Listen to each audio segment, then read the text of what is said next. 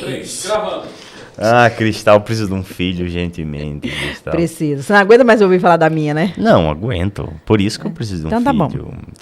Uma só, né, Cristal? Uma. Planeja a segunda, não? Não. Vai né? ser filha única. Quantos filhos já levar? 3. 3. A gente começou assim já? 2 meninos e uma menina. 2 meninos e uma menina. E compensa? Compensa demais. Eu acho que se eu não tivesse filho, não seria o que eu sou hoje. É mesmo. Isso é muito sério. Essa frase que você acabou de soltar é muito séria. Então, com essa frase séria... É um fatalismo. Nós vamos cumprimentar os nossos telespectadores? Mas é óbvio. Tá valendo! Fala oi! Começamos! É pra falar oi e começamos. Porque você tem que dar bom dia, boa tarde, boa noite. Oi, começamos. Mais um Saideira Podcast no ar. Comigo, essa triste figura boêmia, made in Nordeste, que vos fala, André Rodrigues. Ela, diáfana, divina, sempre extraordinária. Minha doce Cristal, dá-me tua mão, gente. Cristal. Deixe-me beijar a tua mão. É um cavalheiro esse homem, né? Obrigada. Oi, de vez em quando. Tudo bem, Cristalzita? Tudo maravilhoso com você? Mais ou menos. O que foi? Não me perguntes ao vivo, porque eu não respondo. Mas a gente tá gravado. Mais um motivo para não dizer, Cristal, a gente tem que apagar nossa imagem. Tudo bem, dane-se. Vamos falar com o nosso convidado. O que interessa aqui é o nosso convidado. Esse sujeito que é de um talento extraordinário, e a parte do talento é uma doce figura. Eu não o conheço pessoalmente, primeira vez que estou vendo esse cara pessoalmente, mas eu posso dizer assim, meu radar para filho da puta não fala, e o dele não apitou. Jordevar. Meu querido, como é que você tá, cara? Que abertura é essa, hein, cara? Eu vou gravar, colocar no meu Instagram e falar assim, olha o que o André falou a meu respeito. Pronto. Você tá bem, cara? Eu tô legal. Aliás, tô feliz por estar aqui. A felicidade é nossa, Jadevar. Primeiro que eu conheço essa menina há muito tempo, né? E sou seu fã. Obrigado, eu sou teu fã, irmão. Depois eu queria só que você me contasse uma história de como que o artista da Globo levanta pra tomar café da manhã e vai embora. Tá bom? Depois você conta. Tá, Jadevar, vem cá. Vem cá. Você é um cara feliz? Sou. Por quê? Cara, eu sou muito feliz porque eu faço as coisas que eu gosto. E eu consigo fazer as coisas que eu gosto, sabe? Sim. Eu busquei demais isso, né? Ser um bom profissional, ser um cara que pudesse ajudar as pessoas, um cara que pudesse viajar, né? Que eu pudesse ter uma graninha para conhecer as coisas num show de rock, essas coisas todas. Então, assim, eu sou um cara feliz, entendeu? Eu tenho uma família super legal, uma mulher linda, maior que eu, entendeu? Morena. Então, assim... literalmente maior que ele mesmo. Então, assim, eu sou feliz, cara, muito. Tu és feliz, né, Júlio? Sim. Tu és feliz. Vem cá, bicho. Hoje eu tava falando com um amigo, né? Falava com um amigo, dizia, cara, o melhor momento do meu dia foi uma epifania que eu tive, uma epifania olfativa. Eu senti um cheiro que eu não sentia, minha querida Cristal, desde a infância. E esse cheiro invadiu minha memória e me possuiu, literalmente. Era o cheiro do jambo, sabe, a fruta. Sim, tava vindo de Uber pra cá, senti esse cheiro e isso aqui me tirou de tempo. Aí eu te pergunto, eu tive uma infância muito feliz e isso me fez voltar para a infância, esse cheiro, esse simplório cheiro, Jodevar. Eu te pergunto, teve uma infância boa? Como foi tua infância, cara? Você viu como é que ele faz para perguntar como é que é a infância da gente? Você viu que ele faz toda uma poesia, toda uma história para saber da sua infância. Pois é, cara. Você é goiano mesmo? Eu sou de Morrinhos, na cidade aqui no sul do estado, né? Eu morei lá até 12 anos, depois fui para... Na verdade, eu morei na roça, nasci na roça, morei um tempinho na cidade e mudei para a zona rural de Jaraguá, onde eu fiquei até os 18 anos, né? Então, assim, minha infância, eu não tive muito tempo de brincar, vamos dizer assim, né? Porque eu comecei a trabalhar muito cedo. Então, assim, eu não tinha tempo. Mas, assim, era aquela questão, assim, você tinha que estar... Na minha vida, eu sempre tive que estar pronto na hora certa, entendeu? Eu não tinha tempo de desistir. Até porque quando você nasce muito pobre, você tem que brigar logo cedo, né? E foi o que aconteceu comigo, né? Mas assim, eu sempre, desde pequeno, eu imaginava que eu queria ser alguma coisa na vida. Eu queria ser alguém que eu pudesse melhorar aquilo que eu não concordava, né? Porque você morar num barracão, no fundo da casa dos outros, pagando aluguel, toda vez que aumenta o aluguel você tem que mudar, ou se não... Trabalhar na roça, por exemplo, eu sempre brinco, né? Que eu talvez seja o único jornalista que sabe tirar leite e capinar uma roça de arroz, né? Aí o cara um dia duvidou, falou, não, eu faço, porque eu já fiz, né? Então, assim, eu tive uma infância difícil, né? Mas sempre muito focado, né? Pra para conseguir alguma coisa na vida. Porque eu sabia que meu pai não era rico, meu pai era peão de fazenda. Então, eu não tinha jeito para empresário, não tinha herança. Então, a única coisa era estudar. Eu sabia que era a única coisa que Mas você sabia que você queria ser jornalista? Em que momento que você soube que você queria ser jornalista? Eu nunca imaginei ser jornalista. Até porque, como é que você vai pensar em ser jornalista se eu morava no interior, só tinha um rádio AM, minha casa não tinha energia, né, morava na roça, e eu nem, na época, como eu sou mais antigo que vocês, pensar em morar em Goiânia era um negócio muito complicado, né? Ainda mais com a renda que a gente tinha. Então, eu não tinha muita opção. Então, eu imaginei... depois, quando eu fui para Jaraguá, eu me imaginei fazer contabilidade e montar um escritório de contabilidade em Jaraguá e viver disso. E eu fiz um mês. Aí, quando eu vi que tinha muito número e eu não dava conta, eu desisti. Não, era tão engraçado que assim, eu peguei eu trabalhava num despachante, né, durante o dia, e pegava um ônibus que tinha apelido de Mão Branca, que era um ônibus branco que levava o estudante de Jaraguá para Anápolis. Você saía 6 horas, voltava meia-noite, né? E... como não tinha condição de pagar a faculdade, fiz na faculdade pública lá, que só tinha 3 cursos lá. Administração, Economia e Ciências Contábeis, né? Eu falei, vai Ciências Contábeis mesmo, né? Aí eu monto escritório aqui e vou viver disso. Só que aí, eu fiz um mês, não deu certo, né? Aí eu falei, vou para Goiânia, né? Consegui vir para cá, vou fazer Direito. Me preparei para fazer Direito. E tinham 3 faculdades, né? A Anhanguera, a Católica e a Federal. Quando faltava 6 meses para fazer o vestibular, assim, eu vi o Libório Santos na televisão. Falei, cara, deve ser bom demais trabalhar em televisão. Já pensou todo mundo te ver, a mulherada te ver, aquela coisa, né? E eu falei assim, vou ser jornalista.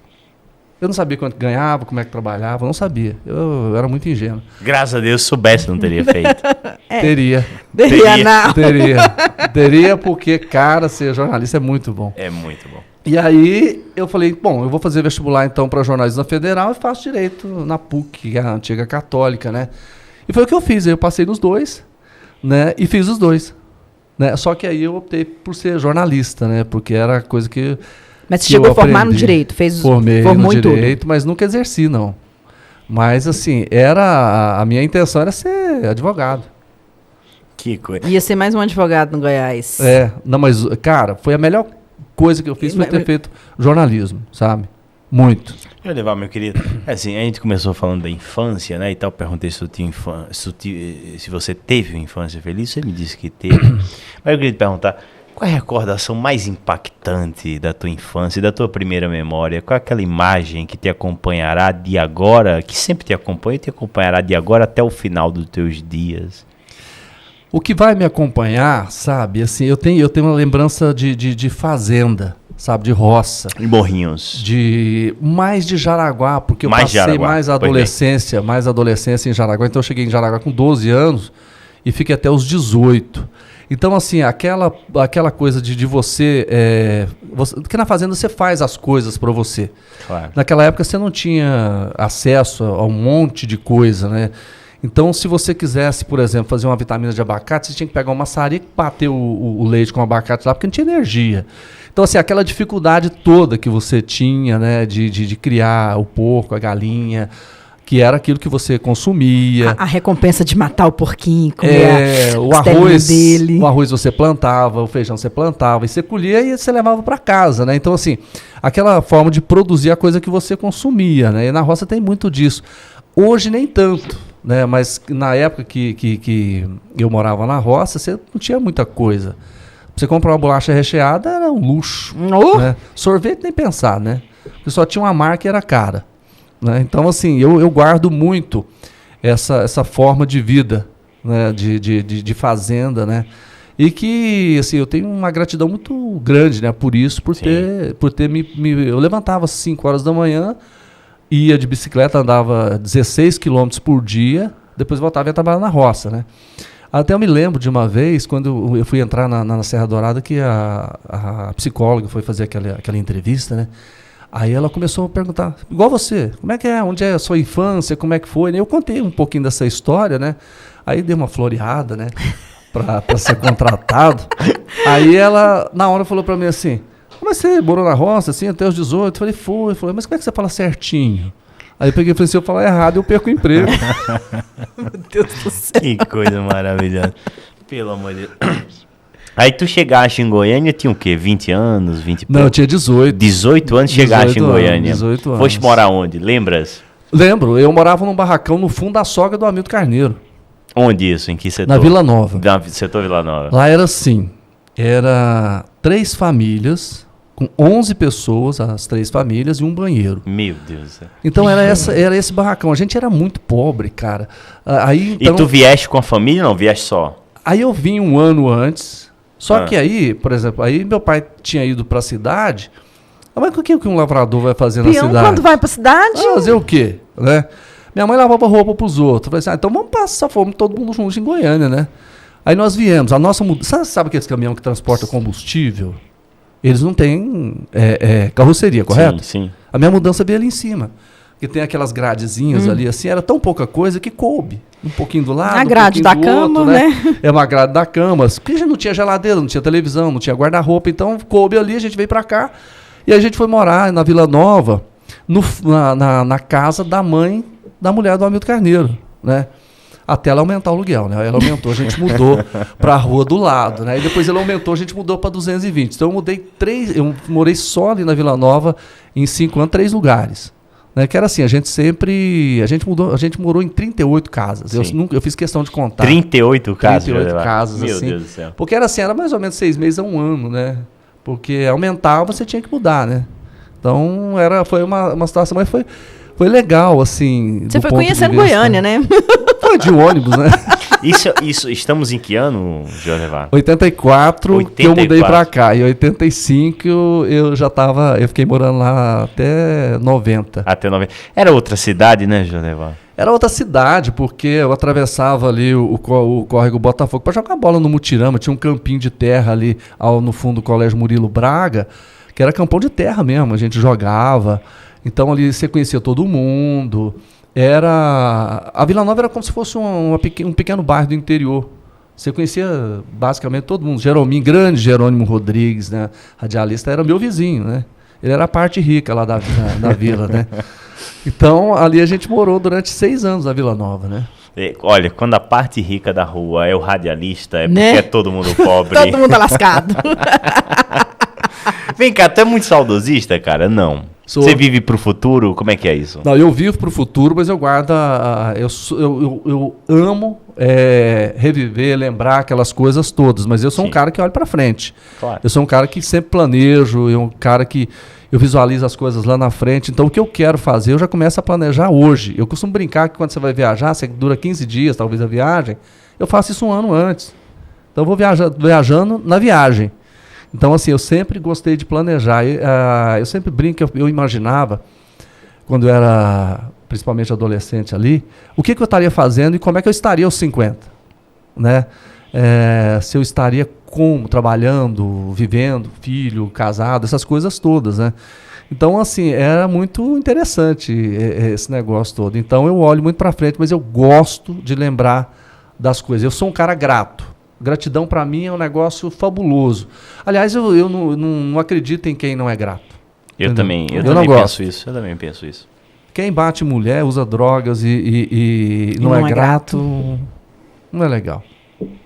Eu concordo. A segunda opção eu acho que tem algumas ressalvas, tá?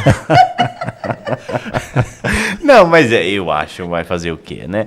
Tudo bem. Ô, Jonevar, vem cá, meu velho. Foi muito difícil chegar na TV, entrar na TV, falar pela primeira vez na TV? Como é que foi isso, cara? Foi muito difícil, assim, do aspecto... porque o que acontece? Quando você pensa em começar, e as coisas foram acontecendo para mim muito rápido, assim. Sempre rápido, porém com dificuldades. Eu sempre brinco assim, André e Cristal, que todas as coisas que aconteceram para mim, elas nunca vêm com facilidade. Nunca vieram, mas eu sei que elas vêm. Então, assim, eu posso falar, eu vou sofrer agora, vou brigar agora, mas ela vai vir. Mas você está fazendo a sua parte para ela vir, eu estou fazendo a minha parte para ela vir. Então, por isso eu aprendi sempre a me preparar para as coisas. Então, quando eu estava na faculdade, eu me preparava para ou ser profissional do rádio ou da televisão. Jornal eu sempre decidi que eu não queria, né? Então, naquela época eu gravava off, eu gravava vídeo, assim, eu olhava para espelho, eu fazia como se eu estivesse gravando, aquela coisa toda. Eu falei, uma hora as coisas vão acontecer. Eu sempre tive aquela ideia de que você tem que estar pronto na hora que alguém precisa de você. Você está pronto para você mesmo, talvez não surja na hora que você queira que essa oportunidade surjam, né? E eu, assim, aí elas foram surgindo, entendeu? E com a primeira vez que eu fui para uma televisão, que foi na TBC, foi uma coincidência enorme. A TV Serra Dourada foi criada e ela puxou 3 repórteres da TBC. E aí eles trouxeram o Valteno de Oliveira, que hoje está na Band, e surgiram 2 vagas. Então eles fizeram um concurso, entre aspas, né, em que você poderia acompanhar um repórter, eu escolhi a Bernadette Coelho, 3 dias, depois você fazia 3 dias de teste, né? E eu dei a sorte de ser um dos escolhidos. Entendeu? E aí, hoje eu tenho certeza, porque essa escolha foi porque eu me preparei antes, né? Para que eu estivesse, na hora que alguém precisasse de mim, eu estava pronto. Né? Aí foi, e eu sempre fiz isso, cara. Assim, eu nunca tive preguiça. Então, eu sempre ia ocupando a vaga do preguiçoso. Tipo assim, tinha uma matéria lá nos Calunga, eu lembro direitinho, né? Tinha uma matéria lá nos Calunga, e uma repórter que era... Na época era o top lá da TBC. Eu tô com preguiça, não posso. Eu falei, não, eu vou. Né? Quando tinha uma vaga para alguma coisa, eu ia, eu fazia. E isso foi assim, aí quando falou, tá precisando de alguém. A quem tá pronto? Né? Então eu estava pronto para isso. Né? Para apresentar, por exemplo, o Jornal do Meio-Dia, eu cobria feriado, cobria final de semana, até que surgiu a vaga. Quando o apresentador saiu, né, quem é que está pronto? Então, eu acho que essa preparação que você faz é a preparação para a vida como um todo, né? Eu faço isso nas coisas que eu sempre quero alcançar. Sem dúvida. E esse momento que você foi ali... Porque, assim, são muitos anos de carreira até você chegar ali na Serra Dourada e começar a apresentar. Hoje você é o Jordevar, né? O nome, você fala Jordevar, todo mundo sabe quem é. O Já, todo mundo conhece. Mas quando começou ali, quando falaram assim, você vai apresentar o Jornal do Meio-Dia... E aí você viu que seu nome começou a crescer. Você falou assim, puxa, eu sou o Jordevar. Você saiu na rua, você é o Jordevar, você é o cara da televisão, você é o cara... Quando que você viu isso? Você falou assim, agora eu venci na vida. Eu vou te contar uma história muito engraçada. Porque, assim, é claro que todo mundo tem vaidade, mas eu nunca fiz isso uma política de vida, né? Aliás, se eu sair da televisão hoje, eu vou ficar tranquilo. Quando eu comecei na TBC, né, eu falei assim, cara, eu queria que alguém me conhecesse na rua. Sério. Aí um dia eu tô andando, né, na Goiás ali assim, né, e para uma moça, né, e falou assim, você é repórter, né? Eu falei, sou. Ela falou assim, você me dá um autógrafo? Naquela época, autógrafo, né? Aí eu falei, claro, puxa vida, ela me conheceu, né? Aí fui lá, assinei, ela olhou assim e falou assim, como é que é seu nome? Aí ela não deu conta de ler, eu falei, Jordevar. Ela falou assim, tá, não, eu tô fazendo o seguinte, é porque eu não te conheço, quando você ficar famoso eu já tenho. Aí eu falei, Pela Maria, que coisa maravilhosa. Não, mas a consequência de ser conhecida a televisão ela faz isso, né? O problema é quando a pessoa confunde as coisas, né? Quando ela vive dessa pseudofama, vamos dizer assim, né? Acha que é artista, na verdade não é nada. Aliás, eu sempre fiz um negócio muito interessante, eu sempre tentei diminuir a distância entre o que eu faço e as pessoas, né? Nós somos tudo pessoa comum. Eu sou um cara que vou na feira de sábado ali na Fama. Feirinha da Fama? Feira, vou lá comprar verdura. Sou eu que faço compra de verdura lá pra casa. E a feira que você frequenta é a da Fama. É da Fama. Agora eu parei de comprar lá que tá caro, eu compro um verdurão lá perto de casa. Tá tudo caro. Tá, não, então assim, eu gosto de fazer isso. Moro num bairro simples, que é a Vila Santa Helena. Entendeu? Vila Santa Helena é ali perto da do Fama? Lado da Fama. Do lado da Fama, Você né? é tão famosa que você nem conhece. É tão famosa. Eu conheço, bairro chique, né? Ou seja, aquela casa que você mostra ali, que você mostra os passarinhos, é lá na sua casa? Lá em casa. Então você não tem essa vaidade, eu vou morar num condomínio fechado, porque eu sou Jordevar e tal. Isso nunca te chegou na sua vida? Eu faço disso uma brincadeira. Você entendeu? Assim, às vezes as pessoas chegavam para mim e falavam assim, seu colega ou sua colega de trabalho mora no condomínio tal. Qual condomínio que você mora? Condomínio fechado. Eu falo assim, eu moro no condomínio Santa Helena. Eu falei assim, eu não conheço ainda. Eu falei, não? Eu falei assim, olha, lá é tão bom que para as pessoas entrarem, eles têm que me ligar para mim e pedir permissão para entrar. Né? Que fica ali ao lado da Fama. Você não conhece? Eu falei, não. Aí depois que o cara percebe que é a Vila Santa Helena, né? Não, assim, eu nunca tive essas coisas. Até porque eu tenho lá em casa um quintal enorme que a gente planta as coisas. Eu gosto. Você não trocaria quintal. isso por... Não trocaria, porque lá eu tenho o que eu quero. Né? Lá eu tenho 20 e tantos anos que eu moro lá.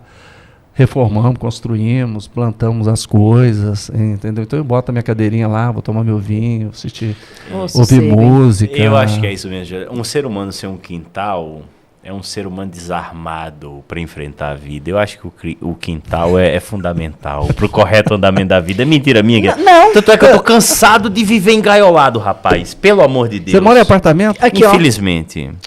Eu falo isso, eu falo que meu prazer é ir para casa da minha mãe em Minas, porque lá tem quintal, tem terreiro, tem cimento, tem quintal, tem planta, tem couve, tem pé de couve, tem pé de cebolinha e tem quintal. Na casa da minha sogra eu gosto de ir para lá porque tem área ali. E a gente mora num apartamento que fica preso. Você sabe por que eu fiz questão de ter um quintal? Porque a vida inteira eu morei no quintal dos outros.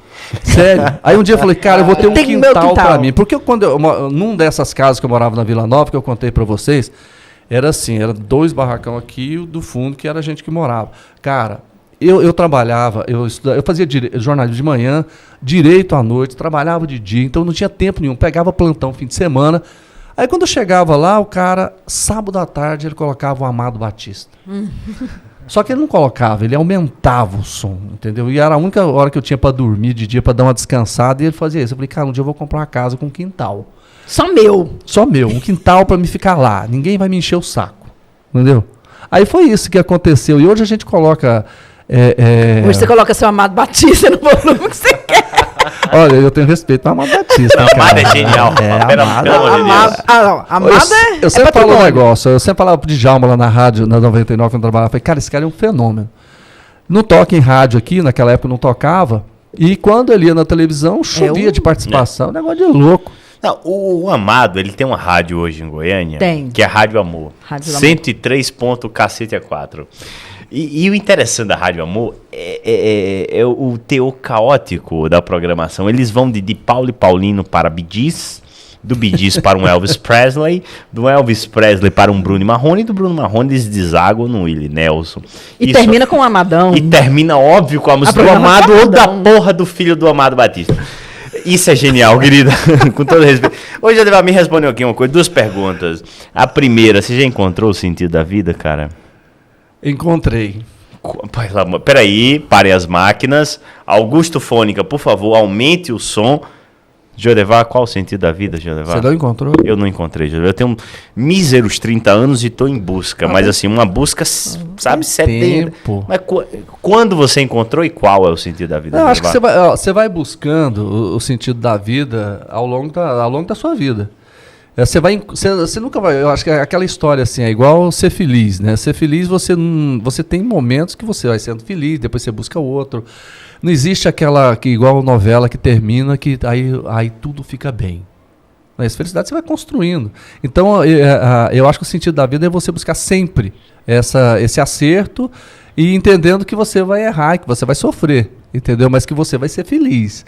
E essa busca constante, eu acho que é o sentido da vida. É você buscar todos os dias uma coisa que seja boa para você e nunca esquecer de que é importante você retribuir para alguém, entendeu? Eu sempre falo assim, Deus fez por mim muito mais do que eu merecia, entendeu? Então eu procuro retribuir de todas as formas possíveis, um gesto de carinho, ou mesmo eu tive a sorte de poder realizar ações sociais no jornalismo, que eu acho uma coisa muito interessante, até porque você ajuda quem tem muita dificuldade, né? Assim, eu faço coisas assim que às vezes as pessoas nem imaginam. Eu já fui convidado para ir visitar uma pessoa com câncer que queria me conhecer. Eu saí daqui, fui lá no bairro Goiás, dar um abraço na pessoa, essas coisas. Eu já fui em festa de aniversário de senhora de 75 anos porque ela gostava demais de mim.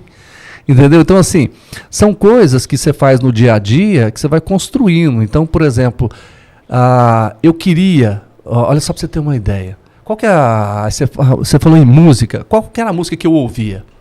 Como eu ouvia só rádio AM, então eu ouvia Trio Parada Dura, eu ouvia Lourenço Lorival, Tonico Tinoco, depois veio o Milionários é Rico, né? Então naquela época o meu sonho era um dia encontrar o Milionários é Rico, entendeu? Eu tive a sorte de encontrar o Milionário Zé Rico, entrevistar o Milionário Zé Rico. Eu queria encontrar com o trio Parada Dura, entendeu? E eu fiz um clipe da Romaria do Divino Pai Eterno com o trio Parada Dura.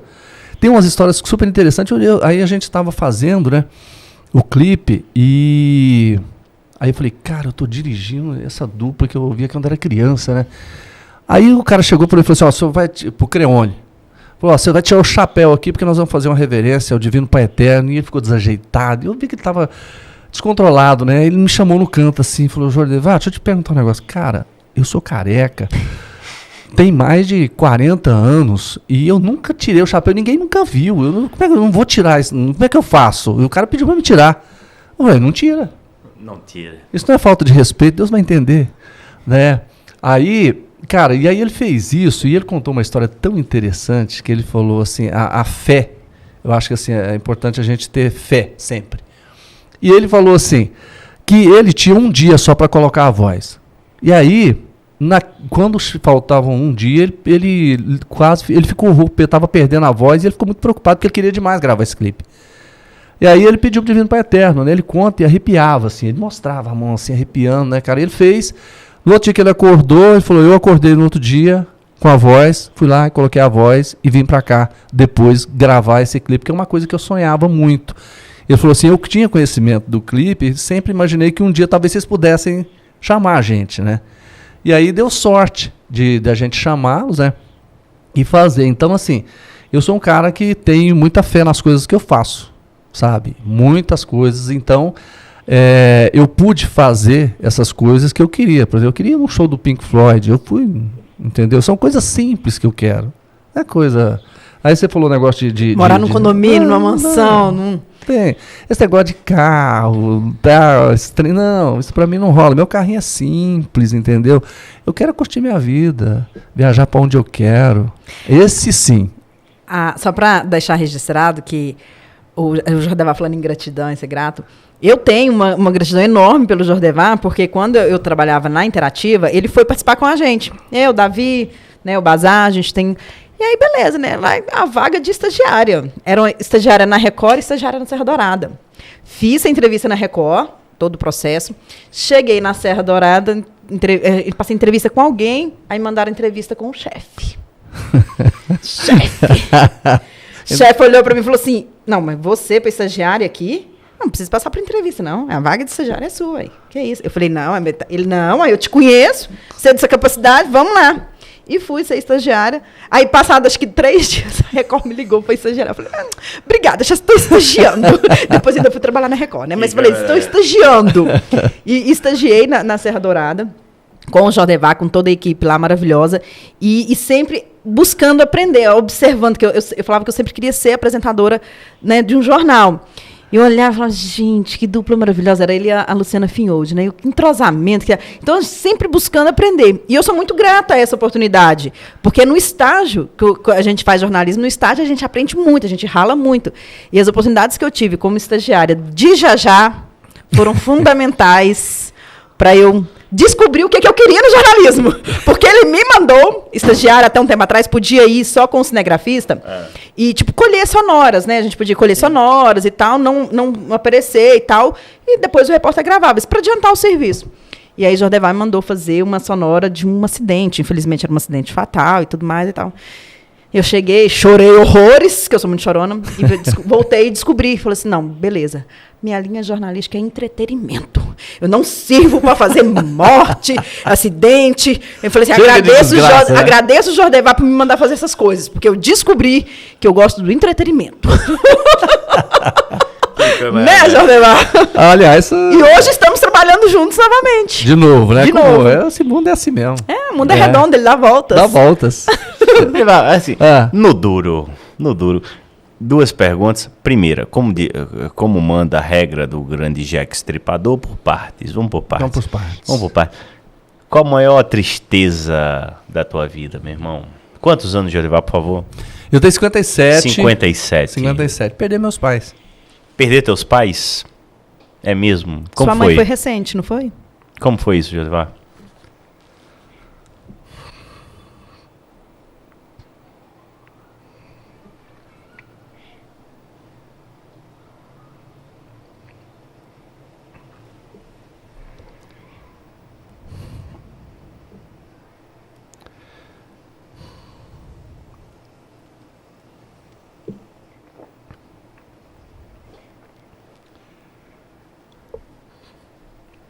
É porque, assim, eu fiz um compromisso comigo de ajudar os meus pais sempre, entendeu? Porque eu sabia das dificuldades todas que eles sempre passaram e eu quis fazer com que eu pudesse dar a eles uma vida melhor, sabe? E tanto é que, assim, eu tenho uma coisa super interessante, assim, eu fiz isso, Com 18 anos eu trouxe para cá e eu cuidei deles até o último dia. Com o que você, assim, dentro das minhas condições, eu acho que eu fiz o que deveria ter sido feito. Então, assim, eu acho que eu tenho muito mais a agradecer a eles por tudo que eles fizeram, entendeu? Assim, eu lembro, assim, que eu sempre priorizei a minha família e meus pais de uma forma muito engraçada. Assim, eu lembro que eu tinha a minha primeira grana que eu ganhei, inclusive foi até com o Hamilton Carneiro, a gente fez uma campanha na época, em 1990. Eu tinha 1 ano de jornalismo, era verdinho, cru. Só que eu tinha amigos, né, que acreditavam em mim e indicaram para o Hamilton Carneiro, né? Cara, e a gente chegou lá e ele falou para mim assim, olha, são 40 dias só, tal. Na época tinha os caras de São Paulo, naquela época era tudo diferente, eles pagavam muito bem, né? E aí o Hamilton Carneiro, com aquela paz, aquela paciência, falou para mim assim, olha, são 40 dias, eu tenho tanto para oferecer, você aceita?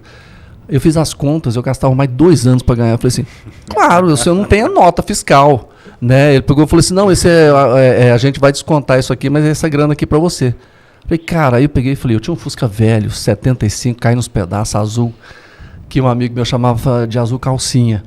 E aí eu peguei e falei, pô, cara, eu tô com 20 e poucos anos, não vou comprar um carro novo, vou fazer um monte de coisas, né?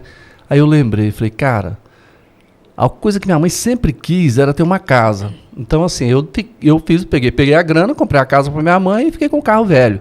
Então, assim, eu acho que desde essa época, assim, eu sempre tive essa consciência de que era importante investir em quem investe em você. E assim, então depois, assim, com o tempo, aí eu fiz a vida inteira, né? Eu pude... Porque aí, imagina como é que minha mãe ia fazer. Como ela tinha muito problema de saúde, vai lavar roupa, né? Meu pai vai fazer o que aqui, né? Então, meu pai trabalhou um tempo de pedreiro, mas logo depois, como ele trabalhou muito tempo em fazenda, derrubando mato, assim, ele acabou com a coluna dele, a parte óssea dele foi realmente muito difícil. Então, assim, ele já não conseguia mais fazer qualquer serviço pesado com 50 e poucos anos. Então, assim, foi um momento que eu tive de retribuir isso e foi uma coisa muito interessante que eu consegui fazer. Então, assim, eu acho que nesse aspecto, assim, eu tenho a consciência tranquila de que eu pude realmente fazer essa situação. E assim, para mim foi muito bom fazer isso. É difícil. Assim, eu falo com amigos que já perderam um pai ou a mãe e tal. Meu pai e minha mãe estão vivos, né, graças a Deus. E eu tenho até uma frase meio cretina que é o seguinte: eu vou estar preparado para enfrentar a vida definitivamente de forma absoluta um dia que meu pai morrer. Um dia que meu pai morrer, eu vou estar preparado para tudo, não é? Tudo bem. Mas como é que faz? Morreu teu pai e aí? Faz como, Jodevar? Assim, são duas situações diferentes. Assim, como meu pai sofreu muito, eu entendi, entendeu? Porque assim, ele teve AVC, então ele ficou dependente, acamado, assim, era uma coisa muito difícil. Ele completamente consciente. Então, assim, e aí ele ficou internado vários dias. Então, todos os dias que eu ia, eu percebia que ele estava indo embora. Então, assim, foi mais fácil, entre aspas, né? Foi menos difícil, vamos dizer assim, porque a gente sabe, para mim, chegou a hora dele, e eu acho que ele ia descansar, porque do jeito que ele estava vivendo era muito difícil. A minha mãe não, minha mãe foi totalmente de repente. Então, assim, aí você sofre mais. Mas minha mãe tinha 86 anos, né? Bem. Você não quer que isso aconteça, mas você, de certa forma, entende que aquilo, a idade, ela chega para todo mundo. Entendeu? Então, assim, é como se for, é um recomeço. É uma coisa muito diferente de tudo que você já imaginou na vida, porque, assim, é como se você, todos os dias eu preparo, assim, por exemplo, eu não tenho com o que eu preocupar, porque, entendeu? Então, isso é muito... Aí você vai tentando construir de novo a sua vida. Claro. Mas aí você percebe que tem muitas pessoas ao seu lado. Você precisa... tem a sua família, tem os filhos, tem essas coisas todas, tem o seu trabalho, a vida segue. Sem dúvida. A vida segue. Você não pode ficar se lamentando, porque a vida segue. E até porque ninguém vai aguentar você todos os dias ficar falando disso, né? Então você guarda essa saudade e a vida segue. Mas eu acho, Jodevar, que você falou uma coisa muito importante. Eu, graças a Deus, também tenho meu pai e minha mãe vivos. Então, graças a Deus, eu não sei o que é essa dor. Mas eu acho que o fato da consciência estar tranquila, de você parar e falar assim, eu fiz tudo que eu podia ter feito, eu proporcionei para minha mãe e para o meu pai, dentro das minhas capacidades, tudo que eu fiz, tudo que eu pude, eu fiz. Aquela dor, aquele vazio, ela ameniza. Eu sei que não passa, nunca vai passar. Dizem que é uma dor que nunca passa, ela acalma, mas nunca passa. Só que eu acho que essa calmaria, ela vem da consciência tranquila. É. E se você tem essa consciência tranquila, você consegue deitar e falar assim, bom, eu sei que minha mãe foi bem, porque ela viveu bem na medida que eu pude proporcionar. Então, tá tranquilo, tô bem. Tem um detalhe interessante, até para que a gente tire essa tristeza. Assim, por exemplo, eu cuidei da minha mãe, assim, do meu pai, assim, até eu ensinei minha mãe a olhar no relógio. Entendeu? Como ela não quer ser. Porque ela tinha que comprar os relógios de número, 1, 2, 3, 4, 5, porque ela só dava conta desse jeito. Então eu pegava o relógio e ia ensinar para ela. Na época do telefone de ficha, que a gente tinha acabado de mudar para Goiânia, porque ninguém tinha telefone que era muito caro, eu pegava um monte de ficha, levava ela para um orelhão e ficava ensinando ela a fazer a ligação. Aí, assim, então assim, até nisso, as coisas eram muito engraçadas, né? Então, assim, eu ensinei minha mãe a fazer ligação de telefone, meu pai. Minha mãe, ela morreu, ela não conseguia touchscreen, né? Ela tinha que ter um celular com número. Porque ela não sabia mexer com aquilo, entendeu? Ela não sabia mexer com aquilo, entendeu? O meu pai, dificilmente ele conseguia fazer uma ligação. Mas então, assim, até nisso é interessante, né? É curioso, né? É aquela coisa, né, Jordevado? Um poeta uma vez, um sambista poeta uma vez disse, se houver tristeza, que seja bonita, né? E a tua tristeza é bonita, malandro. Nossa, demais. E aquela coisa, você falando da sua relação com seus pais e a Lei Suprema de Cartola, a Genô de Oliveira, fiz por você o que pude, né? Fiz por você o que pude, e eu acho que é isso, né? A gente tem que fazer pelos nossos o que a gente pode, né? Mas vem cá, eu te perguntei a maior tristeza da tua vida, tu falou do passamento, do desaparecimento de teus pais, pois eu pergunto, qual a alegria de tua vida, Jordevar Barbosa? Barbosa? É Rosa! Não, peraí, deixa eu falar um negócio. Bêbado. Deixa eu falar um negócio pra você. Pois não. Hoje foi a coisa mais curiosa, assim, porque meu nome tem mais de 20 variações. Jordevar Rosa, eu falei Barbosa. Falou Barbosa. Tem mais de 20 variações. Perdoado. Hoje de manhã eu fui entrevistar um juiz, que era um juiz que tinha passado o concurso e era novo aqui, né? E a nossa produtora, a nossa apresentadora, liga pra ele e fala, ó, quem vai entrevistar o senhor é fulano e fulano, né? Aí que ela falou, ele falou assim, Jordé Barbosa? Eu lembrei de você agora. Jordé, só que você falou Jordevar Barbosa. Mas assim, tem Delivar, Gedesval, Joneval, Josafá, José-Vá separado, José-Vá junto, entendeu? Então assim, eu quero fazer um quadro lá em casa e colocar assim, escolha o seu. Escolha o seu. Escolha o seu Jordevar. Qual é o melhor? Você sabe de onde que saiu o Jordevar? Sei. O meu irmão chama Pedro, né? Minha irmã chamava Ilza, né? Então, assim, todos os nomes completamente tradicionais. Só que minha mãe ia colocar, ela não me contou, ela ia me colocar outro nome. Mas aí a minha avó tinha um médico. Sempre tem um da família para atrapalhar o nome original. Tinha um médico que era de São Luís de Montes Belos e minha avó gostava demais dele. Chegou minha mãe e falou assim, minha filha, você podia colocar o nome dele, Jordevar, e chamar ele de Devá, que negócio todo. E minha mãe falou, meu, o nome é muito difícil, né? Aí ela morre. Minha avó morre recém-nascido, né? O que minha mãe fez? Em homenagem à minha avó, botou Jordevar, né? Ai. Mas você sabe de uma coisa? Apesar é bom que ficou diferente, as pessoas não acertam, né? Assim, se você acertar, você foi um privilegiado, não acertou da primeira vez. Porque agora, assim, é a coisa que eu acho mais curiosa, né? Eu tenho 33 anos, apareço praticamente todos os dias na televisão e as pessoas confundem. As pessoas me chamam muito mais de Josevá. Josevá é o mais comum. Então, assim, é impressionante como os nomes mudam. Sem dúvida. Não, mas é normal, é comum, né? Sobretudo depois de algumas doses e 2 ladinhos. Mas vem cá, qual a alegria da tua vida, malandro? Cara, eu nunca escolhi uma alegria só, sério mesmo. Eu prefiro ter, assim, lembrar, falar assim, cara, eu queria fazer isso e fiz, e isso me deu uma alegria muito grande. Sim. Então, assim, são muitas coisas, muitas. Eu considero todas as coisas boas que eu faço uma grande alegria. porque eu gosto de sentir aquilo que eu estou querendo fazer, e aí eu vou e faço, vou e conquisto, vou atrás, brigo, a coisa chega, entendeu? Então, isso para mim é muito bom. Eu acho que eu jamais acostumaria se as coisas chegassem fáceis demais, entendeu? Não seria aquilo que eu imaginava. Agora, eu preciso fazer a pergunta que quem está assistindo a gente quer que eu faça. Pois não. Porque eu sei, eu tenho uma telepatia, né, com quem está assistindo o nosso podcast. E aí eles transmitem, falam assim, Cristal, aquela pergunta. Eu tô vendo chegando assim. Você tá vendo, né? A energia. Jordevar trabalhou muitos anos, né, na televisão. Sim. Virou esse apresentador que Goiás inteiro ama. Só que um belo dia, Jordevar não é mais a cara da TV Serra Dourada. Chegou aquele dia. Porque, vamos concordar. A gente falava Serra Dourada, toda. Vamos, Record, Oloares. Sim. TV Anguera, hoje, pra mim, é o Anderson Pansieri, mas tem o Jackson Abrão também. TV Anguera. Serra Dourada era Jordevar. Não tinha, era a cara da TV Serra Dourada. Chegou um belo dia. Jordevar não é mais a cara da TV Serra Dourada. Como é que foi esse momento, Jordevar? Eu sempre me preparei para que um dia eu ia sair. Eu não sou dono da empresa, então um dia eu vou sair até porque isso é normal acontecer, né? Agora, assim, aí você me pergunta, você queria sair e tal, como é que foi? Não, foi um momento em que eu percebi que estava havendo algumas substituições e que eles estavam mexendo principalmente na questão salarial. Então, quando foi a saída de um outro colega, aí eu percebi que podia chegar até mim, né, que ia chegar para mim.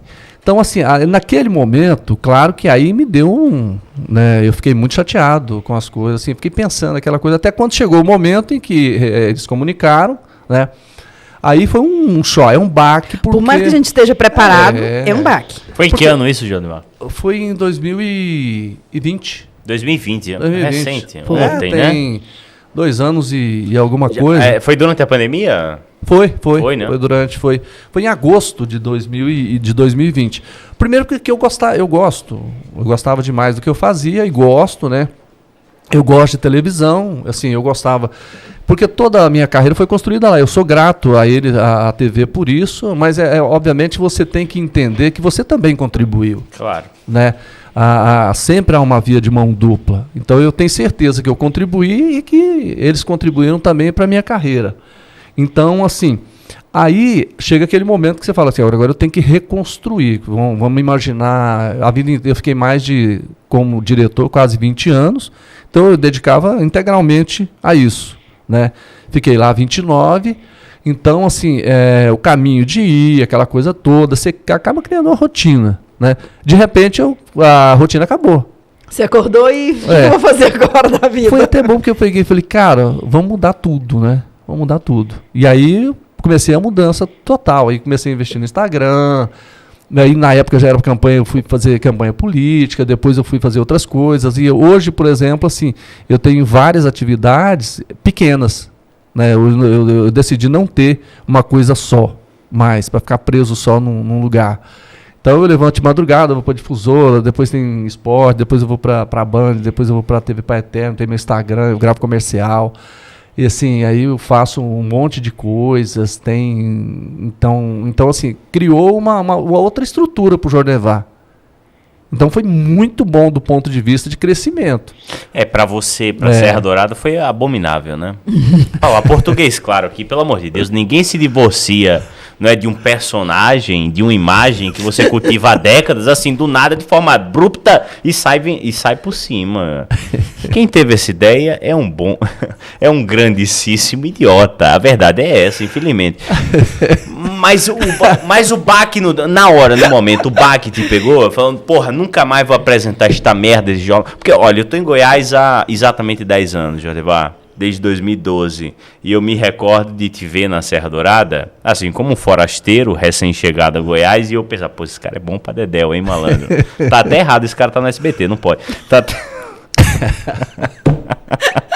Pô, esse cara devia estar na TV Anguera, mas TV Anguera é outro esquema, é outro nível, né? A gente sabe o que é que tem que fazer. Tudo bem, deixa pra lá, não vou querer me queimar com o pessoal da Jaime Câmara, não.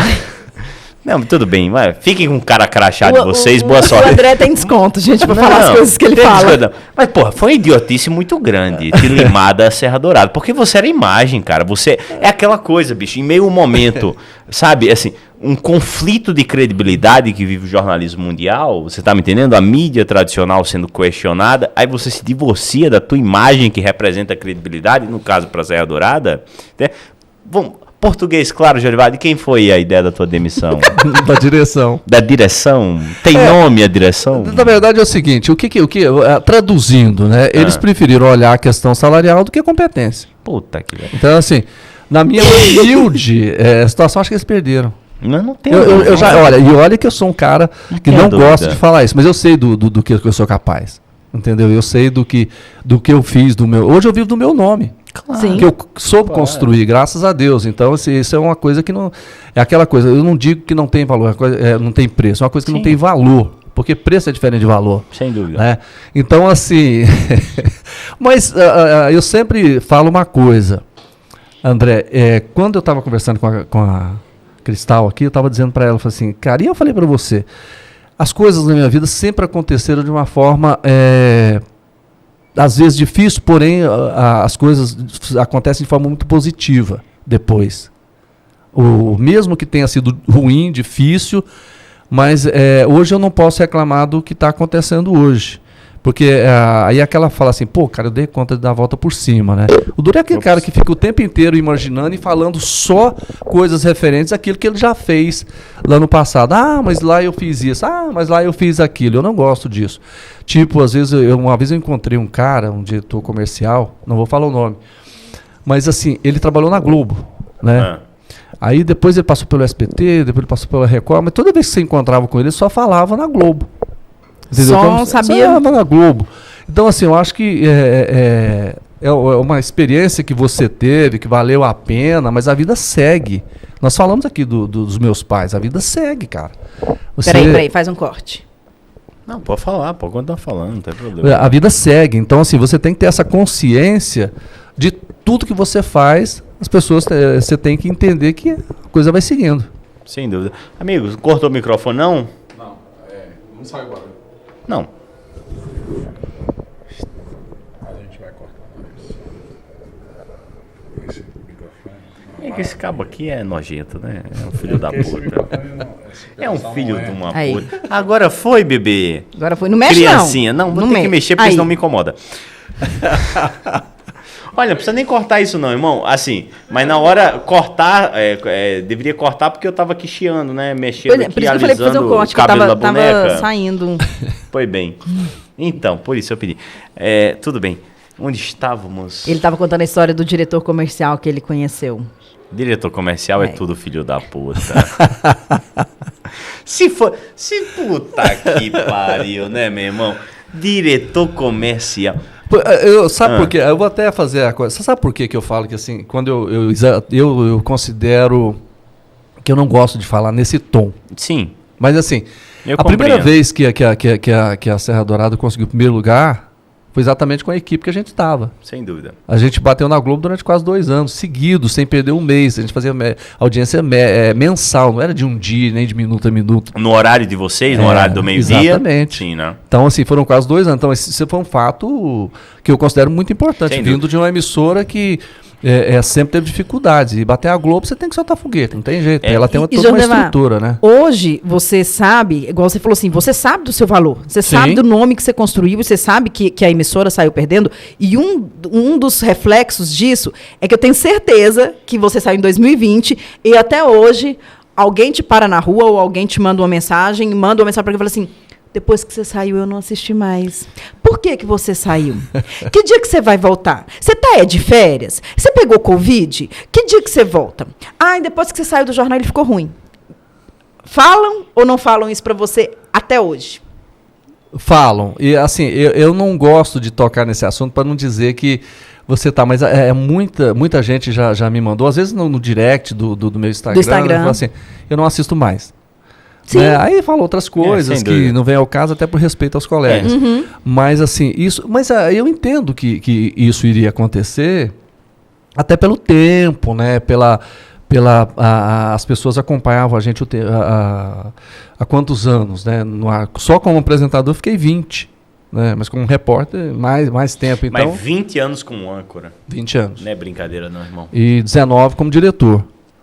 Então, diretor do jornal. Diretor de jornalismo da emissora. De jornalismo da emissora. Diretor-geral de jornalismo.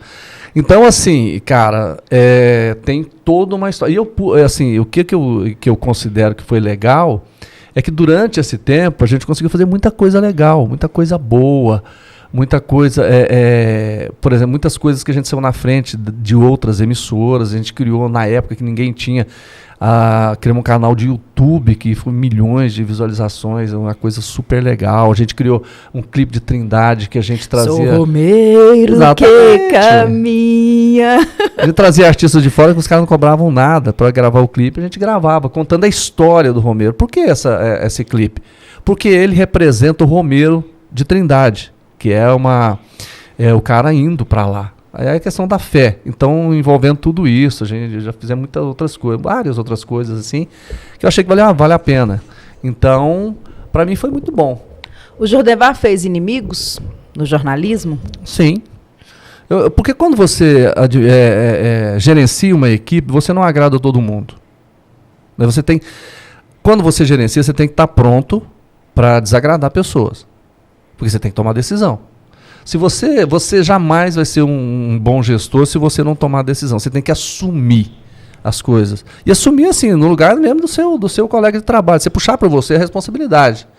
Porque senão você nunca vai ser um gestor. Então, assim, eu assumi isso. Eu tenho, às vezes eu sei que muitas pessoas não gostaram, mas eu nunca deixei de assumir as coisas, assim, até mesmo no ar, quando tinha alguma coisa, no dia a dia. Eu sempre fiz questão de fazer isso. E eu sempre quis ter uma pessoa do lado que fosse uma pessoa boa. Eu tinha o Eduardo, que hoje é o diretor de jornalismo, né? Que é o filho do cara que me deu o primeiro emprego na Serra Dourada, por coincidência. Mas ele está lá por competência. Então, assim, você precisa tomar a decisão. E nem sempre elas agradam todo mundo. Mas eu acho que eu fiz muito mais amizades, assim, do que eu desagradei. Você já foi ameaçado, Jordevar? Tipo assim, por vocês fazerem alguma matéria ou alguma denúncia e chegar alguma ameaça pro Jordevar, falar assim, Jordevar, sai daqui hoje com segurança porque o bicho vai pegar. Olha, tem ameaça séria e ameaça mentirosa. Ameaça mentirosa deve ser de político. Eu vou te contar essa história. Porque assim, uma das maiores coberturas que eu fiz na vida foi o sequestro do Wellington Camargo, né? E aí, cara, eu fazia... O irmão do Zezé. Irmão do Zezé. Então eu fazia o ao vivo pro Ratinho, eu fazia pro Gugu, eu fazia pra Rede. E eu passei durante todo o período, mais de 3 meses, só por conta disso. Então, ou seja, a referência do sequestro do Wellington era o Jordevar. E aí eu trabalhava muito, então eu fazia reportagem de manhã, trabalhava à tarde no outro lugar e voltava para apresentar o jornal à noite, né? E quando chegava um dia chegou 6 horas, o cara ligou no telefone de lá, né, para falar comigo e tal. Aí o cara falou assim, olha, eu tenho uma bomba para falar para você sobre os sequestradores. Eu falei, então fala. Aí ele falou assim, amanhã eu te ligo 6 horas. Aí ligou no outro dia e falou assim, olha, o negócio é o seguinte, nós brigamos, eu faço parte da quadrilha e assim, eu vou entregar o jogo. Mas para você. Aí eu perguntava a ele falou assim, não, você tem que investigar. Eu falei, cara, eu não sou policial, não. Aí ele passou a ligar. Aí quando ele passou a repassar muita informação, o que eu fiz? Aí eu avisei a direção chamou a Polícia Federal. A Polícia Federal grampeou, né? E o cara era do interior de São Paulo, que era a principal suspeita da coisa. Aí eu chamei o policial e falei, cara, eu tô enrolado se isso for verdade, né? Porque ele vai saber, ele vai ser preso, vai saber quem que entregou ele. Foi eu, né? Aí o cara, na maior cara de pau, falou pra mim assim, calma, você não vai perder comigo. Não. Eu falei, amigo, deixa eu te falar uma coisa, você não tá conversando com um cara que nasceu ontem. Ó, eu já tô te falando sério. Ele falou, não, você não vai perder comigo, não. Tá. Guarda essa frase, você não vai perder comigo. Aí eles prenderam o cara. O cara ligava no orelhão da cidade de Araras, no interior de São Paulo, né? E aí eles começaram a orientar a forma da conversa para ver se ele caía em contradição. Mas o cara era muito bom. Só que aí, algum detalhezinho, ele caiu, né? Assim, aí os caras pegou e falou assim, olha, pode que não seja verdade. Eu falei, graças a Deus. Aí eles prenderam o cara. O cara não era da quadrilha.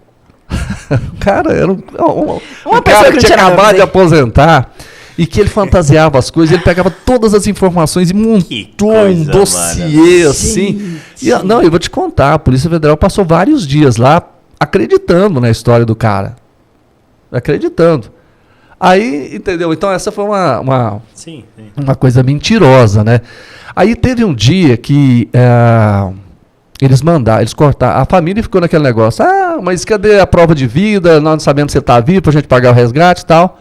Aí eles cortaram a orelha do cara, botou naquela vaselina de Tupperware, mandou pra mim, lá na porta da TV Serradora, deixou lá aquele negocinho, né? Aí chegamos, abrimos, né? Tinha toda ensanguentada, um bilhete lá, né? Aí pra mim, e aí os caras pegou e falou assim, depois você passa a carta pro Ratinho. E você avisa para a polícia, para ela não ter dúvida de que essa orelha é do Wellington, fala para eles que no sequestro, eles têm uma senha. Então o cara liga e fala, aqui é a senha, aqui é fulano de tal. Eles inventam um nome. Porque senão, imagina quantas pessoas vão ligar lá pedindo resgate. Aí ele falou assim, avisa para a polícia que a senha é Romário, tá? Se eles confirmarem para vocês, vão saber que é verdade. E era.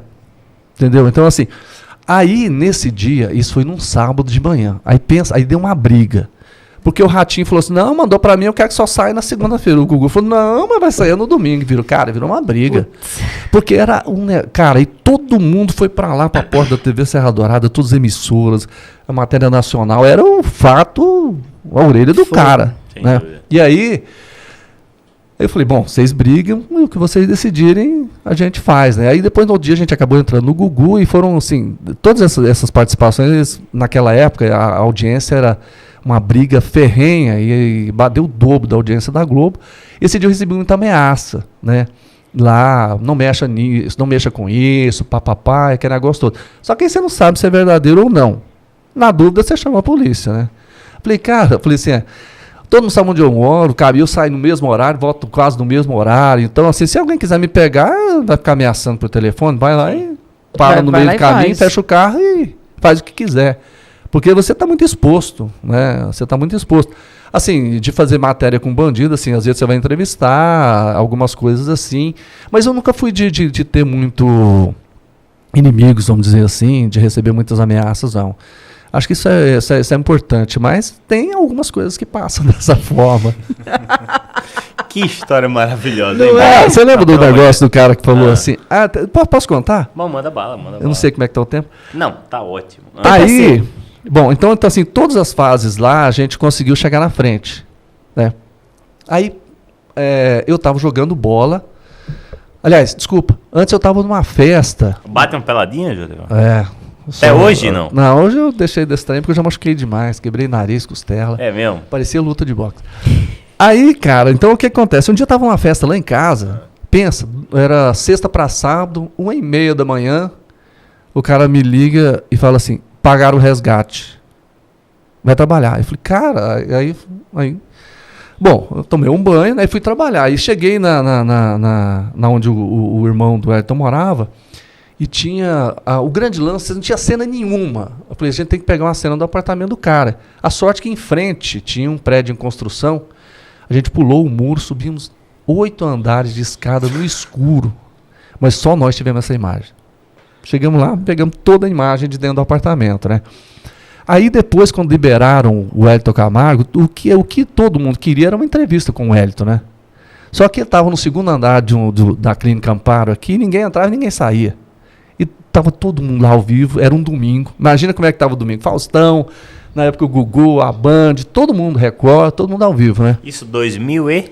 2000, cravado, 99, né? Acho que é 99. Eu sempre confundo esse negócio de 2000 com 99. Aí, eu peguei... Essa é uma das coisas maravilhosas. Naquela época, o improviso não era tão permitido assim, né? E aí o seu Francisco estava na janela, né? E eu saí de toda a equipe, tinha uma cerquinha de segurança, cheguei lá e falei, seu Francisco, eu vou entregar um microfone, o senhor entrega pro Wellington, tá bom? E quando se estiver no SBT, ótimo. Se não tiver, o senhor coloca que o Gugu vai conversar com ele, tá bom? E falei assim, mas não conta pra ninguém. Ele falou, tá. Aí, cara, eu peguei 2 rodos, emendei os 2 rodos, né, com fita adesiva, enrolei o microfone lá em cima e falei assim, falei assim, liga pra eles e me chama ao vivo. Fala pra eles não reparar de que forma que a gente vai estar. Aí, cara, na hora, eles me chamaram, né? E os colegas vindo naquela parafernália lá, né? Aí eu peguei, entrei, falei, nós vamos falar agora com o Wellington ao vivo. Fui lá, peguei o microfone, levantei no rodinho lá, falei, Francisco, passa pro Wellington pra mim. Ele passou pro Wellington, né? E assim saiu a primeira entrevista. E aí foi assim, uma coisa que, inclusive, foi capa na época da Veja, das 4 melhores audiências do Gugu, essa foi uma delas, né? Então, assim, a criatividade era... Então, como a gente tinha passado na frente em todas elas, lembra da frase? Você não vai perder comigo? Como a gente tinha... Aí já tinha acabado a entrevista do Wellington, que negócio, faltava onde era o cativeiro. A gente perguntava para o advogado, ele só falava assim, é para essa banda de cá. E era para essa banda de cá mesmo. Aí meu telefone toca, né? O cara falou assim, aqui é o fulano de tal, da Polícia Federal. Lembra que eu te falei que você não ia perder comigo? Ele lembra, falou assim, então anota aí onde é o cativeiro. E onde era o cativeiro? Cativeiro era aqui entre... Quando você vai para a Goiânia, você tem logo depois do Mar de Germana, uma saidinha à direita. Aí eles fizeram uma casa, fizeram um muro alto para ninguém ver. Era uma família que tinha filho lá. E eles construíram um barracão onde o Edson ficava lá e ninguém desconfiava. Seu Andier, já fui sequestrado lá também. Pagou resgate? Infelizmente, eu fugi. Cara, que coisa maravilhosa. Acontecimentos na vida de um jornalista que marca, né, Jordevar? Não. E assim, sabe a coisa, lembra do tal da gratidão, do reconhecimento? Aí, depois a gente deu as maiores audiências pro Gugu várias vezes, a da orelha, desse aí do rodinho, né? Aí o Gugu, 15 dias depois, veio aqui, que ele ia levar o Wellington no local do cativeiro. Aí ele falou, eu quero que o Jordevar vai. Aí fui lá, esse Bieira, a gente almoçou lá na casa do Wellington, tá? E fomos pra lá. Isso era na quinta. O programa dele ia no ar no domingo, né? Olha o que era o programa do Gugu no começo do século. Né? Cativeiro Revisit. Isso é maravilhoso, né? Não. O Gugu era gênio. Era o que dava. Você pode discordar, você pode falar isso, pode falar aquilo outro, mas o Gugu, que figura extraordinária, né? Se você olhar a história dele, é fantástica, né? Não.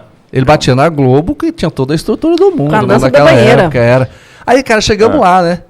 Aí chegamos lá, né? Falei, tá tudo ótimo, né? E tal, vamos com a câmera, tal. E eles entraram, né? Quando a gente foi entrar, o segurança dele, 2 metros de altura, barrou a gente. Ele falou assim... Segurança de quem? Do Gugu. Do Gugu. Não, é porque vocês não podem entrar, porque é exclusiva, e vai domingo. Eu olhei pra ele e falei assim... Aí eu falei, cara, eu não vou brigar com um cara desse tamanho, né?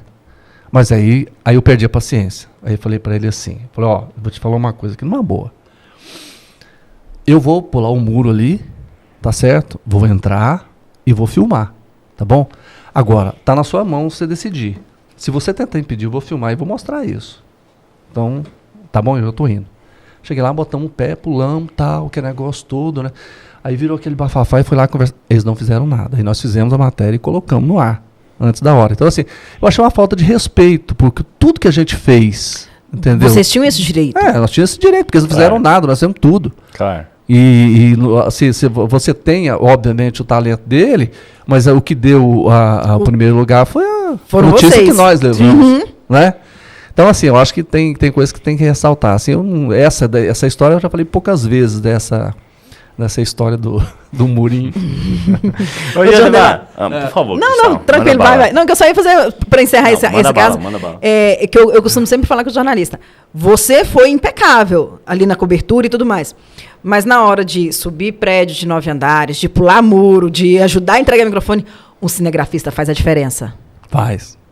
É equipe. Assim, desculpa se eu falei na primeira pessoa, mas... Não.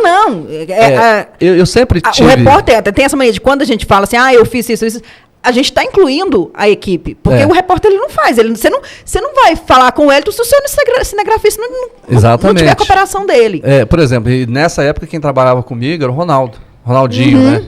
Ronaldinho é o melhor cinegrafista que tem aqui em Goiás e um dos melhores do Brasil pela criatividade, pelo entendimento da imagem, né, da importância daquele momento, porque a imagem ela é tudo na televisão.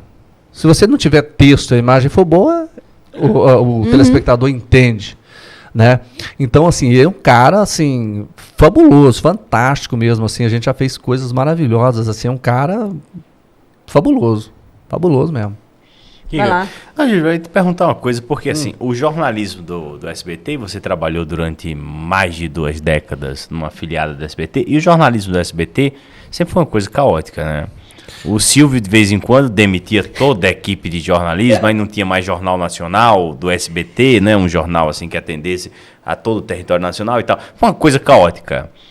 Caótica, assim. Aí o Silvio é o gênio, mas também é o besta, né? Também é o besta.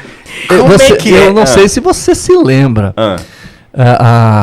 O SBT é igual você está falando. O Silvio Santos, você não sabe se chove, se faz sol, se faz calor, se faz frio. Depende do dia. Então, assim, teve uma fase fantástica com o Boris Casoy. Sim. Né? Depois acabou o jornalismo, tirou, só tinha o Hermano Henning, que fazia tudo. Eu lembro. Não tinha nada de jornalismo, aquela coisa toda. De repente, ele leva a Ana Paula Padrão e cria estilo global, vira aquela coisa toda, aí ela sai logo depois. Agora, parece que a coisa tomou um certo rumo que há um tempo ele não mexe, né? Como ele mexia na programação também, que era um negócio de louco, né? Sem dúvida. Um dia tinha Bom Dia e Companhia, no outro dia não tinha, no outro dia era... Ele não mexia no programa das crianças. Não, mas aí depois que colocou a filha dele, aí num dia não tinha mais, mas isso é o Silvio, né? O Silvio é assim, morreu Maria. Mas, desse jeito, é um negócio de louco, eu nunca vi um negócio daquele. Mas essa falta de um apontamento, de uma bússola para onde aponta, não é, a direção nacional de jornalismo, isso é bom, isso é ruim, essa liberdade, não sei se é liberdade isso, não sei se é assim que se chama. Cara, assim, primeiro... Isso é bom ou é ruim, esse caos, cara? Para nós foi bom em alguns aspectos, ruim por outros. O que você não pode ter é um direcionamento jornalístico da rede.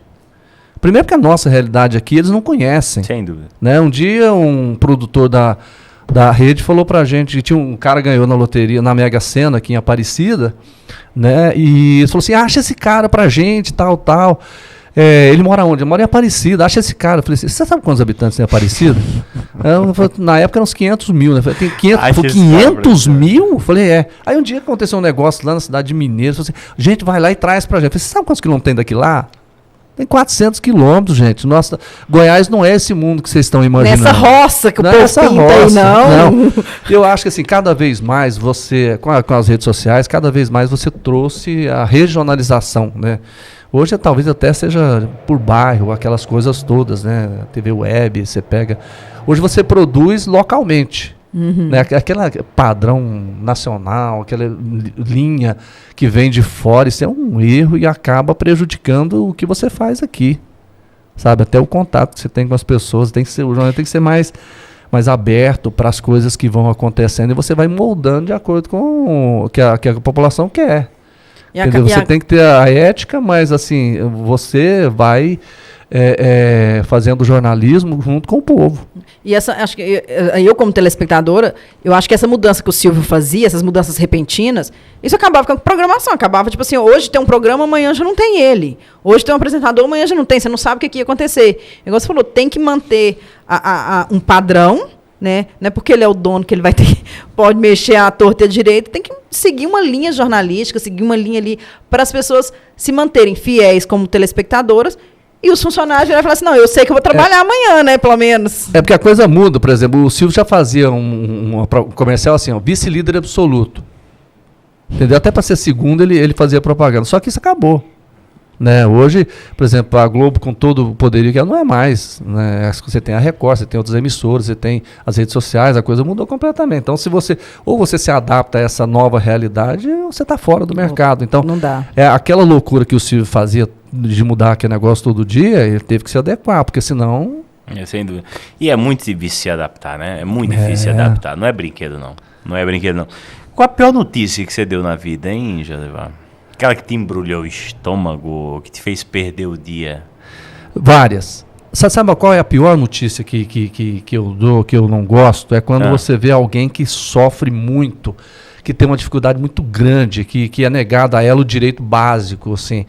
E aí você vai perguntar qual? Não, tem muitas. Infelizmente o Brasil é um país da desigualdade em que você percebe que às vezes... ontem nós mostramos um caso de uma mulher que teve AVC, está com câncer e o INSS suspendeu o auxílio dela. Você já imaginou a casa dela que ela paga R$300 de aluguel? Você já imaginou como é que é o barracão?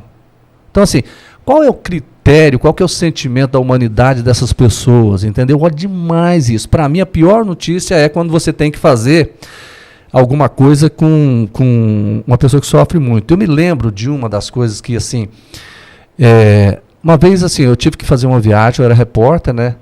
A notícia, o pai deixa o filho acorrentado no sol, na porta de casa, numa fazenda no interior do estado, na cidade de Hidrolina. Foi, como diz, armado até os dentes, né? Chega lá, liga a câmera, vamos chegar pra gente já pegar o flagrante, né? Aí chegamos lá, né? Tinha um senhorzinho de 70 anos de idade, 72. Falei, olha, nós estamos aqui, que recebemos essa denúncia. Ele falou assim, não, você tem razão, eu faço isso mesmo. Vem cá, vou te mostrar. Aí ele foi lá, tava o filho dele sentado com uma correntinha de cachorro, aquela fininha, colocada aqui no braço, né? Jesus, Lord. Só que aí ele falou assim, então tá, eu vou te explicar por que eu faço isso.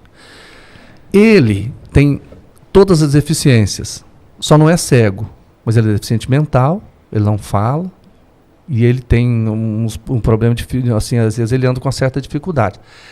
Se eu deixar ele aqui, ele vai embora, e eu não acho ele mais, e eu tenho mais 4 igual a ele para cuidar. Eu sou pai de 8 filhos, 5 são deficientes. E os filhos não têm só uma deficiência. Tinha um que era cego, surdo e deficiente mental. Eu falo, tem, porque eles estão vivos. Outros eram deficientes mentais, enxergavam, mas não falavam. Todo mundo tinha mais de uma deficiência. E ele cuidava disso tudo, né? Então, a matéria que era uma denúncia virou uma rede de apoio que a gente trouxe a família para cá, para tentar estudar, para ver se aquelas dificuldades, aquelas deficiências não iriam aumentar, porque era a tendência de ir perdendo. Começava com uma, ia crescendo, tal. E o senhor chama-se Ananias. Semana passada ele fez 95 anos. E eu estava, no começo desse ano, subi no elevador, né, e um cara entrou e falou assim, eu conheço uma pessoa que gosta muito de você. Uma pessoa que você fez uma matéria lá em Hidrolina. Eu falei, seu Ananias. Ele falou, como é que você lembra desse nome? Porque foi marcante na minha vida, né? Esse cara está vivo, trouxe os filhos para cá, mora aqui no Parque das Flores. Um dia eu fui lá visitar ele, comer um pão de queijo lá. Então, assim, são essas coisas que me marcam, entendeu? Porque, assim, a força desse homem... Hoje a mulher dele vive numa cadeira de rodas. Então ele cuida da mulher, cadeira de rodas, os 5 filhos deficientes, e ele fez um quarto para cada um, bonitinho ali, cara.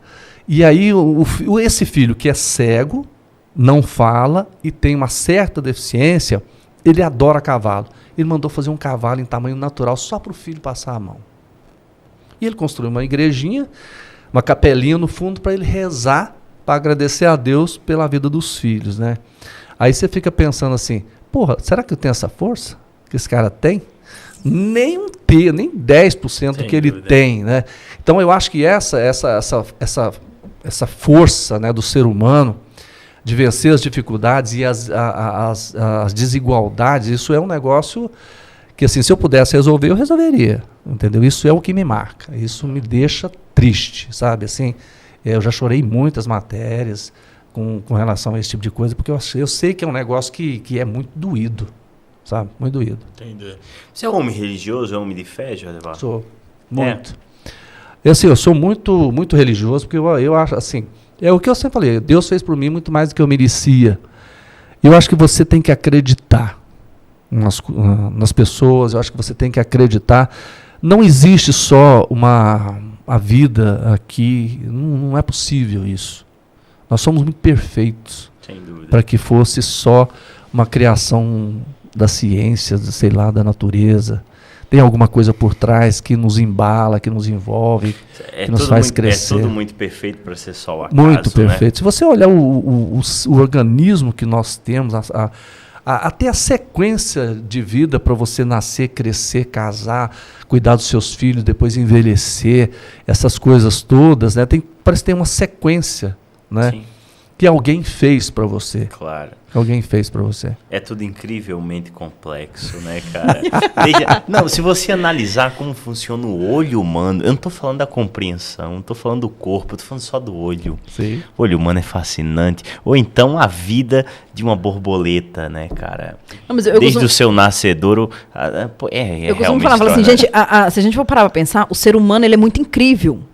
Essa carcaça aqui, ela é uma carcaça incrível, que infelizmente a gente não cuida como deveria cuidar, não aproveita como deveria aproveitar, né? Esnoba demais. E igual você falou, é uma coisa muito incrível para ter sido criada do nada, né? Para ter sido assim do acaso. Tem alguma coisa por trás disso aí, tem uma força muito maior por trás disso aí. Porque só da gente abrir o olhinho de manhã ali, você ter a oportunidade de enxergar com esses olhinhos, falar, né? Você ter a oportunidade de viver, seja como for, já é algo muito incrível. A vida como um todo, a terra que a gente vive, essas coisas todas, o nosso pensamento, né? Eu assim que é uma coisa que eu considero fabulosa, o poder de você pensar, de raciocinar, de fazer o bem ou fazer o mal, entendeu? De você ter a consciência de tudo, né? De você visualizar, de imaginar, é muito doido, né? Verdade. Assim como eu vou mudar de assunto agora, eu tenho que contar essa história para vocês. Manda bala. Por favor. Vocês conhecem o Zé Capeta? Sim. Demais. O que ele faz na vida? Toca berrante. E antes? Tocava berrante. Não, antes ele não estava em cavalo, brabo. Ah, é? Mas ele tem um negócio que ninguém sabe. Antes de contar um negócio, você lembra quando eu falei para vocês que eu morava na roça e não tinha nem um pingo de perspectiva? E um dia eu estava em Jaraguá, estava tendo uma festa de aniversário da cidade, ele estava na igreja lá assim, de repente, então, esse cara barbudinho, que ele é desse tamanhozinho, nasceu no mesmo dia que eu, por isso que é um cara bom, né? Aí, ele estava lá, né? Nós passamos conversando, eu reconheci, né? Porque eu sabia que ele era... Ele falou, ele estava lendo mão. Lendo mão? Lendo mão. O Zé Capeta? Aí tava eu e um amigo meu, né? Aí a gente, por ironia, falou assim, vamos lá. Né? A gente não foi para ler a mão, foi para brincar, talvez, né? Só que ele chegou e falou assim, olha, eu leio a mão a cada 7 anos. Porque a cada 7 anos sua vida muda. Eu tava com 17 para 18 anos, falei, vamos perder tempo com esses 3 anos. Agora vamos ler para mim dos 21 aos 28, porque é o que me interessa. Cara, ele leu. Só que ele falou umas 6 coisas que, assim, eram previsíveis de acontecer, né? Primeira coisa, ele falou assim, você vai casar antes dos 27, a maioria casa. Você vai ter um filho antes dos 27, falei, é possível. Você vai separar, você vai casar e você vai viajar muitas vezes para a Europa. E você vai ser um cara poderoso. Aí eu falei, primeiro eu não acreditei. Falei assim, primeiro que eu não vou ser poderoso, porque eu moro na roça. Segundo, eu não vou para a Europa. Porque se a gente hoje viaja para a Europa, naquela época você nem pensava em viajar de avião de Goiânia para São Paulo, porque o preço era só para coisa quem tinha dinheiro, né? E as outras coisas eram óbvias, né? Cara, aí o que aconteceu? Eu tive uma filha por acidente, que nasceu 2 meses antes de eu completar 27. Eu casei 16 dias antes de completar 27 e eu não tinha pensado em nada disso. Eu separei, casei de novo, fiz muitas viagens para a Europa e o jornalismo me deu esse fato de ser conhecido, né? Depois que aconteceram um monte de coisas dessas, assim, eu falei, cara, Zé Capeta, eu chamei ele um dia, falei assim, Zé Capeta, você tá lendo a mão ainda? Ele falou assim, não, eu leio de vez em quando. Eu falei, cara, você acertou as coisas que você falou para mim, que você nem me conhecia na época, né? Eu brinquei com ele e falei assim, aí você fica pensando, é coincidência? Pode ser, claro.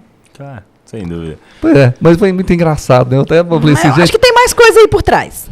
Tem mais coisa. Tem. Não podia acertar tudo assim. Aquela coisa, as previsões anteveem o nosso destino ou nós que buscamos a previsão? Uma vez que temo-las em mãos. Sabe Jesus já levar filhos, compensa tê-los? Compensa. Eu tenho certeza. Porque é o seguinte, o filho é a extensão daquilo que você faz. Cada um tem um jeito. Lá em casa, cada um tem um... São 3. São três, cada um gosta de uma coisa, cada um faz uma coisa, cada um tem uma personalidade completamente diferente. Algum saiu jornalista, o pai? Não, a minha filha, ela é tatuadora e ela é intérprete e fez mestrado em literatura inglesa. Essa eu conheço.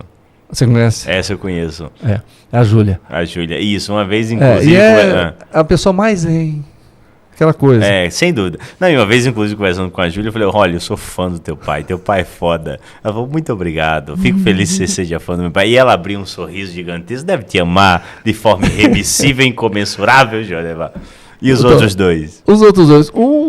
Ele gosta muito de sertanejo. O negócio dele é show sertanejo, aquelas coisas todas. E o outro, cara, é um estudioso que adora rock pesado, tá me ensinando a gostar de rock pesado. Vou no show do Slipknot em São Paulo agora. Não, você não vai, eu não vou deixar. Vou. Não vou deixar. Not Fest. Não pode. Eu vou. O Jorevar no show do Slipknot. Sim. No festival. No festival. Que com o meu vai ter um monte de banda lá, de Sepultura pra cima. Você acha que isso vai dar eu tenho certeza, vai dar um bug no algoritmo da vida.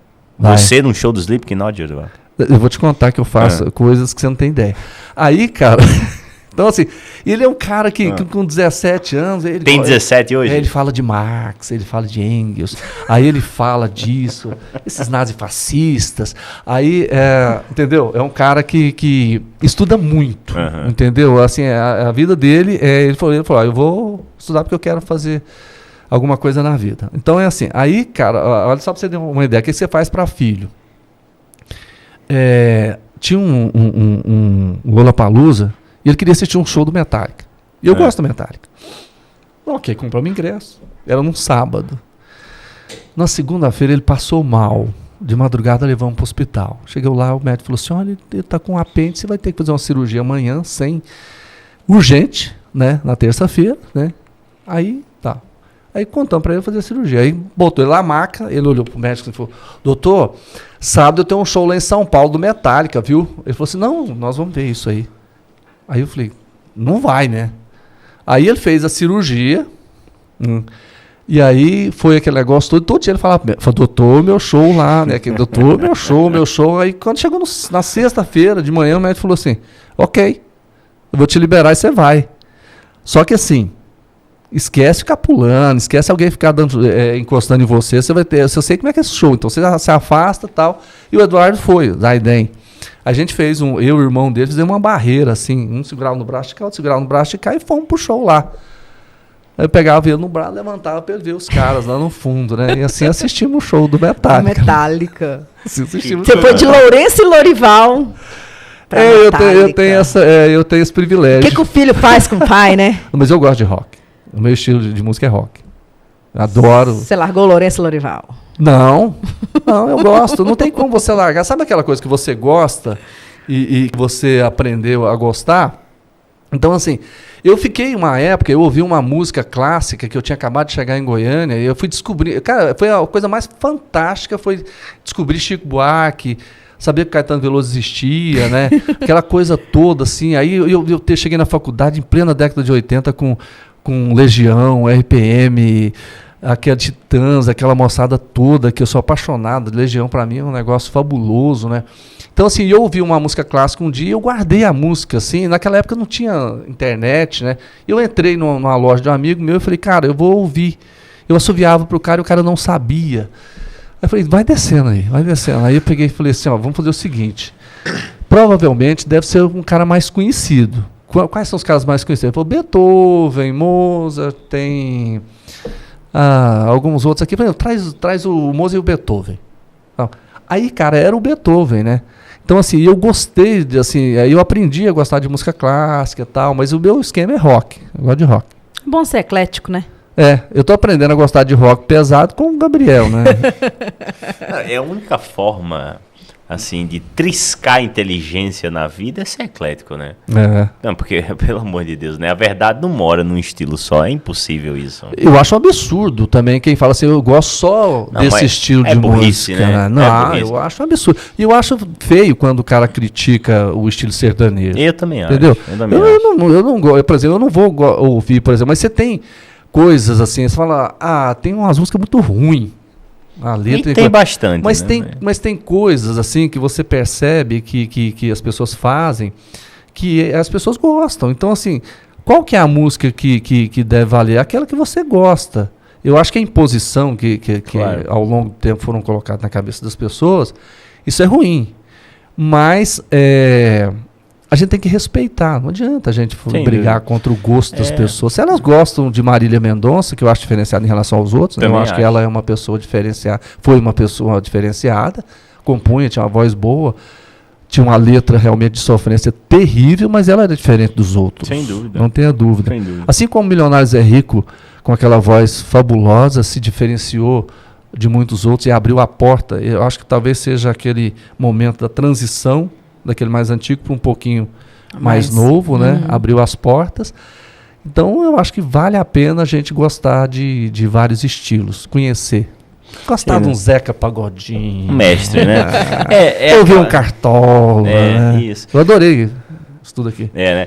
Não, Jodivar, assim, se a gente não consegue admirar o sucesso ali, a gente tem que pelo menos respeitar. É o mínimo. Não é o mínimo, é o mínimo. Tudo bem, é o mínimo. Vem cá, cara, você acha que existe relação justa entre jornalista e empregador, ou seja, o patrão, o dono da banca do bicho? Justo não. Não é justa, né? Não. Por que não é justa? Por causa do dinheiro.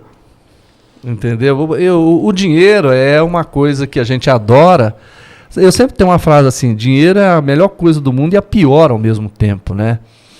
Porque agora, falando dessa relação, os veículos de comunicação são muito dependentes financeiramente, sim, especialmente do poder público. Sim. Né? Isso é uma coisa... Por exemplo, não é igual São Paulo. São Paulo você tem jornais que eles conseguem sobreviver. Se sai o governo aqui, entra um outro comercial ali, você tem grandes empresas e tal. Goiás não tem esse nível, né? Então isso é ruim.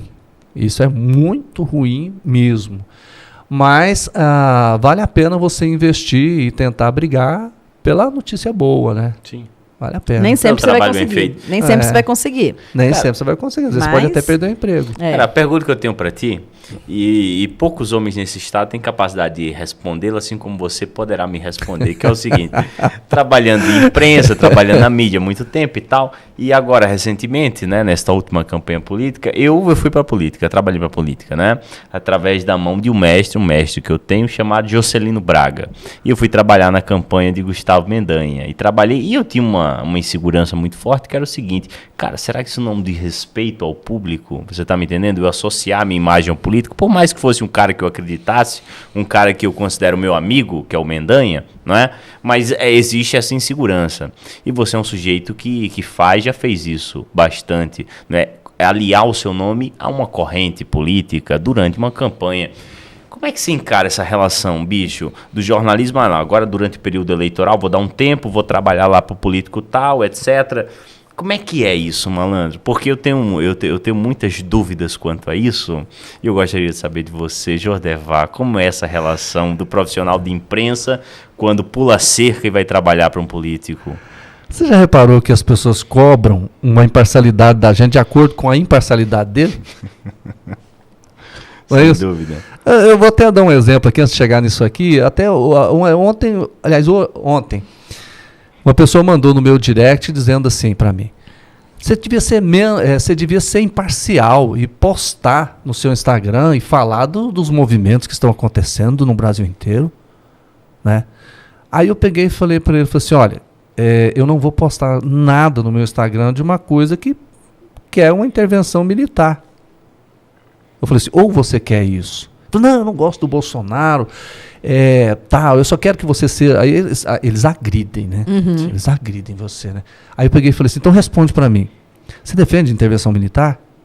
Eu falei assim, não, mas se for o último caso, sim. Eu falei, então tá, nossa conversa está encerrada por aqui, tchau. Não bloqueei, mas não respondi e não abri mais a participação dele. Então eu vejo o seguinte, tá, nós somos seres políticos. Nós temos as nossas preferências, nós temos as nossas necessidades também financeiras, porque a gente não é só também pelo ideal. Agora, alguém vai fazer esse trabalho de proximidade. O importante é quando você faz com alguém que tem que você tem uma certa afinidade. Não seja só por dinheiro, mas você pode... Por exemplo, o Mendanha é um cara que eu admiro e respeito, sabe? É um cara jovem que construiu uma história, infelizmente agora ele acabou perdendo a eleição, mas eu procurei fazer nos momentos em que eu não estava no veículo, entendeu? Sim. Quando eu fiz agora, na campanha de 2020, eu não estava empregado, né? Agora, você fez agora 22 também? Não, 22 eu fiz assim, mas eu fiz só para mas não foi para ganhar dinheiro, não. Eu não ganhei dinheiro nessa campanha, eu fiz porque eu queria fazer. Agora, eu acho que é importante você fazer, principalmente porque você é um cara bom, você é um bom profissional, É preciso ter essa visão. O que a gente tem que trabalhar não é você estar trabalhando, é o que está sendo levado. Sem dúvida. E essa campanha agora, ela trouxe para a gente uma realidade que a gente precisa avaliar. Quer dizer, não foi uma campanha propositiva, foi uma campanha de mentira, de brigas, em que debates as pessoas não respondiam. E assim, foi um negócio muito pesado, que a gente precisa, talvez, imaginar que isso tem que mudar. Sim. Entendeu? Que a gente possa trabalhar alguma coisa com respeito. Tenho certeza que quando você fez para o Mendanha, você mostrou aquilo que ele fez. Claro. Né? E ele fez muita coisa por Aparecida. Não tenha dúvida disso. Né? É um cara que trabalhou lá, cresceu, né? Teve uma escola muito boa, que foi do Maguito. Né? Um cara que também... eu sempre admirei o Maguito, assim, um cara que fez um trabalho legal ao longo da vida, sabe, não deixou muitas coisas assim, um cara que morreu pobre, né? Tinha uma fazenda que era uma herança do pai, né? E assim, não me lembro de escândalos envolvendo o próprio Maguito, não me lembro. Agora, assim, eu não crucificaria um profissional que faz um trabalho de campanha política.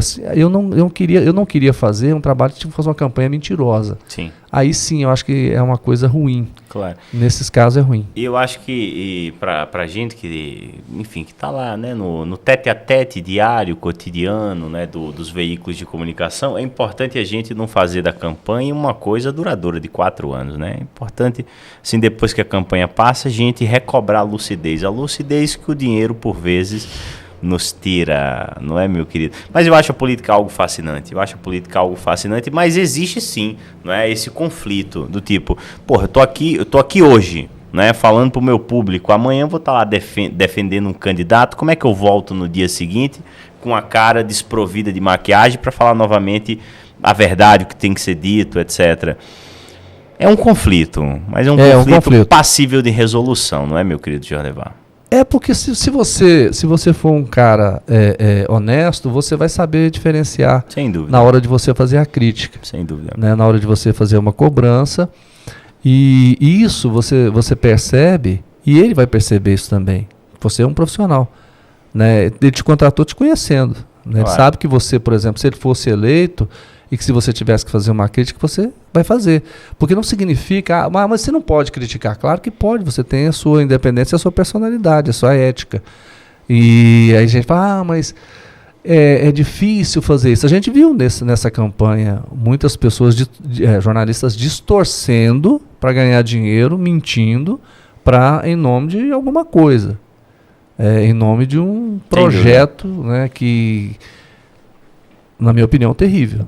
Eu também acho. Né? Então, assim, aí sim, eu acho que realmente é uma coisa muito, muito complicada. Mas essa é aquela história, você está no fio da navalha, né? Mas depende muito da sua personalidade, da sua competência e da sua ética também, claro. Depois, né? E da nossa Porque relação, você vai ser um trabalhador depois. Sem dúvida. E da nossa relação com o público, né? Se está tudo aqui em pratos limpos, as cartas na mesa, né? Mas vem cá, o público tem sede de sangue, Jordevar? Tem. O público gosta, por exemplo, assim, às vezes eles... Se você imaginar a seguinte situação, você faz uma festa de aniversário para 200 pessoas, uma sai falando mal, 199 gostaram. Qual que é o que vão comentar com você? Você viu o que o fulano falou? O que a fulana falou? Falou mal da sua festa. Quer dizer, e os 199? Então vocês percebem que elas gostam desse tipo de coisa. Tanto é que tem programas que muita gente entende como jornalismo, mas não são. Né? São que quando você termina, você não acrescenta nada no seu dia a dia. Então, se o povo não gostasse, isso não teria audiência. Só que isso são programas que começam, depois às vezes não tem vida muito longa. Alguns ficam um tempo maior, mas nem sempre, né? Aqueles jornalistas mais policiais, às vezes eles passam, entendeu? Aqui em Goiás é muito, muito típico isso, né? O programa policial, ele vem, some, entra outro, depois vem outro. Essa é muita realidade das pessoas. Infelizmente, o povo gosta de sangue, gosta de notícias espetaculares, aquelas manchetes que chamam a atenção. Tanto é que, se você avaliar por que a fake news dá certo, é exatamente eles têm uma manchete que te obriga, entre aspas, a ver. Né? É aquela coisa que te chama a atenção para você dar uma lida. E se você não tiver aquela consciência de buscar a notícia verdadeira, você embarca. Né? E hoje está muito comum isso, né? E o que Jorge Barrosa gosta de ver na TV? Quando você senta no teu sofá, tu põe o que pra ver? Jornal. Jornal é mesmo? Só? Não. Não, só não, né? Eu no carro, eu ouço muito jornal. Entendeu? E... No carro o quê? No rádio? Rádio. Rádio. Então, assim, por exemplo, quando eu tô no carro, eu escuto muito notícia e ouço a Interativa e sempre gostei de vocês. Eu adoro suas tiradas. Segunda-feira, a partir das 10 horas, tem Vida Alheia com Cristal. Por isso que quando eu cheguei aqui, eu pedi pra você falar aquele negócio que eu morria de rir da tirada. Essa eu nunca esqueço, né? Como é que o cara... Conta aí pra mim. O que, cara? Novela. Aí o cara levanta, tem a mesa do café da manhã. Isso aí é uma coisa de louco. Isso só existe na cabeça da porra da Glória Pérez, né? Tá, mas como é que é? Não, porque aquela coisa... assim, o café da manhã de novela sempre me incomodou bastante. Sobretudo vindo de onde eu vim, do Nordeste. O café da manhã, um pão com manteiga e um pingadozinho, tá muito bom. Pronto. Aí o sujeito desce aquela escadaria monumental, tá lá a porra da mesa do café da manhã toda montada. Aí ele senta... Aí toma um golinho de suco de laranja, come um pãozinho com a geleia francesa, a empregada traz uma notícia que vai alterar a trama da novela naquele dia, aí levanta do nada, não, amor, tenho que ir, pá, e sai. Isso é uma coisa, café da manhã de novela é um ultrajante. E sem contar que café da manhã é um momento sagrado. Numa mesa dessa, você tem que sentar, encher o prato, ficar, esperar a comida sentar, comer de novo. Não, e as pessoas descem escadaria, assim, esbeltas, arrumadíssimas ou arrumadérrimas, como queira. Isso é terrível, né, cara? Mas aí, assim, a televisão, por exemplo, eu gosto muito de telejornal. Eu não me canso de telejornal, entendeu? Então eu gosto de ter informação. Agora eu gosto de filme, eu não gosto de novela. Eu assisti Pantanal.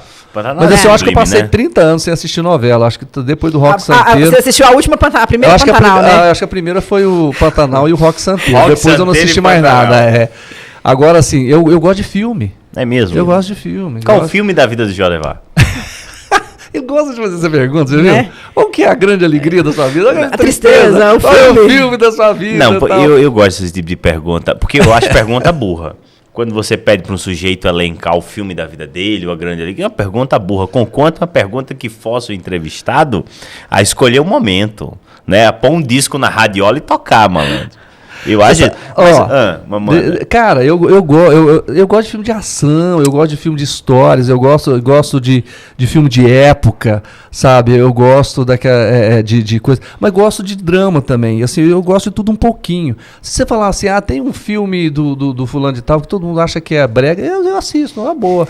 Eu gosto de filme de ação. Não tem, vai não do tem espírito. essa vai do espírito. Tem dia que eu tô vendo filme, tem dia que eu vou ver Festa de Babette, tem dia que eu vou ver Van Damme. Não tem problema nenhum. Não tem nenhum grilo com relação a isso. Hoje eu quero uma ação. Não, hoje eu tô mais pra uma comédia, tô precisando da comédia. Você vai perder tempo com isso. Cara, no momento daquela hora eu não tô perdendo tempo, eu tô gostando de ver. Agora eu não vou assistir um filme que eu não gosto, né? Mas assim, cara, eu amo Alto da Compadecida. Aquilo é fantástico. Cara, é de uma criatividade. Aliás, o nordestino Ariano, que escreve... Ariano Suassuna. E o Guel Arraes também. Então, assim, quando vem Guel Arraes, eu já vou logo assistindo, né? Que eu acho maravilhoso. Assim, eu sou apaixonado no Nordeste, né, cara? Assim, eu gosto de ir pro Nordeste de carro, pra passar no interior. É mesmo? Eu ia... Mas vai pela 101, não? Vai pelo interior? Não, eu vou pelo interior. Passo aqui em Saúde, Ibotirama... E passo em Souza e vou por aí. Sabe o que a gente fazia? Estudante, pobre. A gente comprava uma passagem de ônibus de linha. 48 horas dentro de um ônibus. Aí a gente ia para uma cidade pequena, perto de uma cidade grande, alugava uma casa que tinha geladeira. Então a gente enchia de cerveja, fazia comida e o pouquinho de dinheiro que sobrava a gente ia para o boteco. Entendeu? Então assim, a gente passava 30 dias na praia. Entendeu? Alugando casas, assim, e assim, revezando o único quarto de casal que às vezes tinha, então revezava quem tinha namorada.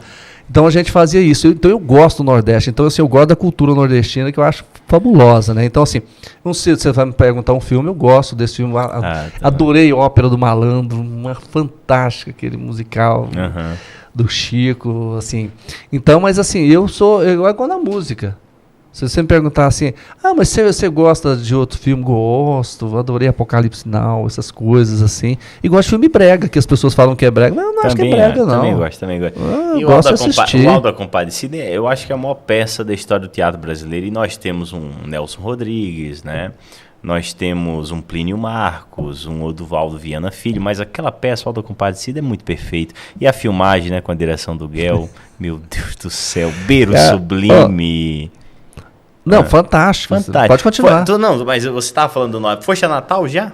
Já, foi o primeiro lugar que eu fui. Aliás, segundo. Pois Deus te proteja por isso, viu? Você conhece Barra de Macharanguape? Pelo amor de Deus, tá se falando de Fiquei lá 30 dias. 30 dias? E vou te contar uma história fantástica que aconteceu lá. Olha só, nós saímos daqui, uma turma, né? Nós éramos 11. Aí 11 amigos. 11 amigos. Aí nós alugamos 2 casas. Né? Uma porque o cara falou, não, é porque aqui era época de carnaval, né? Então aqui, essa aqui eu vou alugar para vocês até aqui, depois eu vou alugar para ganhar dinheiro no carnaval, e a gente alugou uma outra. E aí, nós chegamos lá, moramos na primeira casa, quando a gente foi para outra, o cara falou assim, cara, eu aluguei aqui, eu achei que o cara me pagou o dobro que vocês estavam pagando, e eu aluguei. Nós ficamos sem casa, na época de carnaval, virou aquele inferno, a gente não tinha aonde. E aí, alugamos uma casa que era muito simples, só que ela tinha vários cômodos. E foi por isso que de repente chega um carro que saiu daqui, passou pelo Maranhão com 5 pessoas. O Evandro Bittencourt, que é o irmão da Silvana Bittencourt do Popular e tal. E aí tinha um encontro de jornalismo na Paraíba, e os caras da Paraíba foram todo mundo pra lá. Chegou um dia, tinha 33. Aí dormia gente debaixo da mesa, dormia gente com rede, aquela coisa toda. Então a gente teve esse privilégio lá, quando no Barra de Macharanguape não tinha quase nada. A gente... sentava num botequinho, o cara fritava um peixe pra gente, a gente comia com tomate e farinha e tomava uma cerveja, a gente comprava cerveja, a gente ficava assim a 50 metros da praia, bem naquela entrada, você descia na entrada principal lá. Então assim, fantástico, a gente saía de lá de carona, fomos até pra Olinda, com barraca nas costas. Então assim, o Nordeste pra nós foi fantástico. Uma vez nós fomos pra Iguape, perto de Fortaleza, era em pleno plano cruzado, a Cristal nem era nascida, chegou lá, não tinha passagem de volta. Aí, naquela época, o cara falou assim, a gente vai colocar ônibus extra, né? Aí chegamos lá, nada, a gente tinha que voltar no final do mês de janeiro, só tinha passagem para março. Pensamos em comprar um jegue, mas pensamos que ia demorar muito, né? Cara, então assim, nós voltamos na maior sorte do mundo. Então o Nordeste, assim, eu sempre fui de ônibus de linha. Né? Várias vezes. Que coisa maravilhosa. Não, Deus te proteja por essa relação com o Nordeste, sobretudo com o estado do Rio Grande do Norte. Grande. Cara, e essa guerra contra a informação, contra a mídia tradicional, como é que você observa isso, cara? É uma estratégia terrível. Quando você tem um sistema que quer ser ditatorial, você tem alguma coisa que você faz. Você tenta desmoralizar os veículos de informação que levam a informação real. Perfeito. Você tenta desmoralizar quem vai te julgar. Perfeito. Que é no caso da justiça. Você tenta desmoralizar também o parlamento. São 3 aspectos que são muito fortes e você mente. Então nós tivemos no Brasil essa situação agora, muito clara e evidente. A profissão de jornalista nunca foi tão atacada deslealmente como foi agora. E se você percebe, por que no começo falava-se mal do Congresso para fechar o Congresso e para fechar o Supremo? Por que depois só queria fechar o Supremo? Por que criou um orçamento secreto? Aí está tudo em casa, virou aquele negócio todo, se fez um acordão. Então assim, toda vez que você tem pessoas com tendências golpistas, você vai ter ataques a essas instituições. É assim sempre, tanto na esquerda quanto na direita. Se você analisar friamente, todos os países de esquerda e direita que fizeram e que colocaram sistemas ditatoriais fizeram isso. Mesmo que não seja uma ditadura oficial, a gente pegar a Bielorrússia lá, por exemplo, o cara está lá 24 anos, eleito, né? Se você pegar a Venezuela, eleito, mas aí é que entra toda a forma de como as coisas estão, né? Como é que mexeram no Supremo, como é que mexeram com os veículos de comunicação, com o parlamento, essas coisas todas. O que é que te incomoda quando você está vendo jornalismo televisivo? Não estou falando de jornalismo impresso, radiofônico, coisa que vale. Jornalismo televisivo, o que é que te incomoda quando você está vendo jornalismo na TV? O que é que te dá aquela alfinetada, falando, isso aí não está certo, isso aí não pode? É quando você tem a tendência, né? Quando você direciona... A tua opinião? Isso? É, exatamente. É quando a pessoa direciona a cobertura. E é muito fácil de você perceber. Eu faço muito isso. Eu assisto num, depois eu assisto no outro, porque eles são em horários um pouco diferentes. E aí você percebe como é o tratamento numa emissora e como é o tratamento na outra emissora. Nessa eleição, então, foi fantástico isso. Um exercício excepcional para a gente perceber jornalisticamente qual é o tratamento de uma em relação a uma determinada notícia e da outra também. Essa eleição ela foi espetacular sobre todos os aspectos. Se ela foi boa ou não é outra história. Agora, que ela foi uma aula de jornalismo, foi. Geneva, o teu filho mais velho tem quantos anos? A minha filha tem... A mais velha é a Júlia. 30 anos. A Júlia, né? O outro do meio tem 29. Bem. E o mais novo tem 17, faz 18 agora, mês que vem. Eu tenho 31, sou da mesma geração da Júlia. E é o seguinte, o que é que você tenta ensinar para os teus filhos e eles não conseguem entender de jeito, maneira, Jodevar? O problema é que eu tenho que entender o que eles querem, da forma que eles querem. Porque a gente imagina que eles... não que eles vão passar o que a gente passou, mas a gente quer que às vezes eles tenham comportamentos semelhantes ao que a gente teve. Alguns comportamentos de enfrentamento de certas situações. Não é assim. Né? Eu sou da época que você mostrava o currículo. Hoje não. Hoje o cara, quanto mais ele muda de emprego, é melhor para ele. Porque o cara, então, ele vai conseguindo experiência. Então, se o cara fica 6 meses, 1 ano, hoje é assim. Entendeu? E os caras hoje não têm aquela ideia de que, o que eu vou fazer amanhã, o que eu vou guardar. Os caras querem gastar dinheiro agora. Os caras querem viver agora. E, às vezes, você tem muita dificuldade de entender isso. Né? É um negócio... porque, assim... Talvez porque eu nunca tive chance de, por exemplo, de voltar atrás ou de desistir. Porque eu tinha muita coisa que dependia. Então, o que acontece? Então, eu tinha que ter uma estrutura, tinha que ter uma reserva e tinha que ter um pensamento no dia de amanhã ou depois de amanhã. Né? Eu não podia ter erros. Não podia ficar desempregado. Né? Eu não tinha chance. Hoje não, hoje o cara pode ficar desempregado, ele vai viajar, ele vai fazer o que ele quiser, trabalha um tempo aqui, se ele quiser gastar o dinheiro, ele gasta. É totalmente diferente, né? Então, acho que talvez não é o filho, né? A gente é que tem que entender que a vida é isso. É diferente do que a gente quer para eles, né? E a gente tem muita dificuldade nisso, né? Eu tenho. Sim. Não tem, eu é um aprendizado. Eu acho que é uma dificuldade que eu prevejo que eu já vou passar por ela, porque até a minha ter seus 20 anos é daqui a 20 anos. Como que o tempo vai estar mudado ainda, né? Não, e essa mudança geracional, porque assim, a mudança que o pai do Jodevar assistiu nele é muito mais, infinitamente menos impactante do que a mudança que o Jodevar enxerga nos filhos dele, né?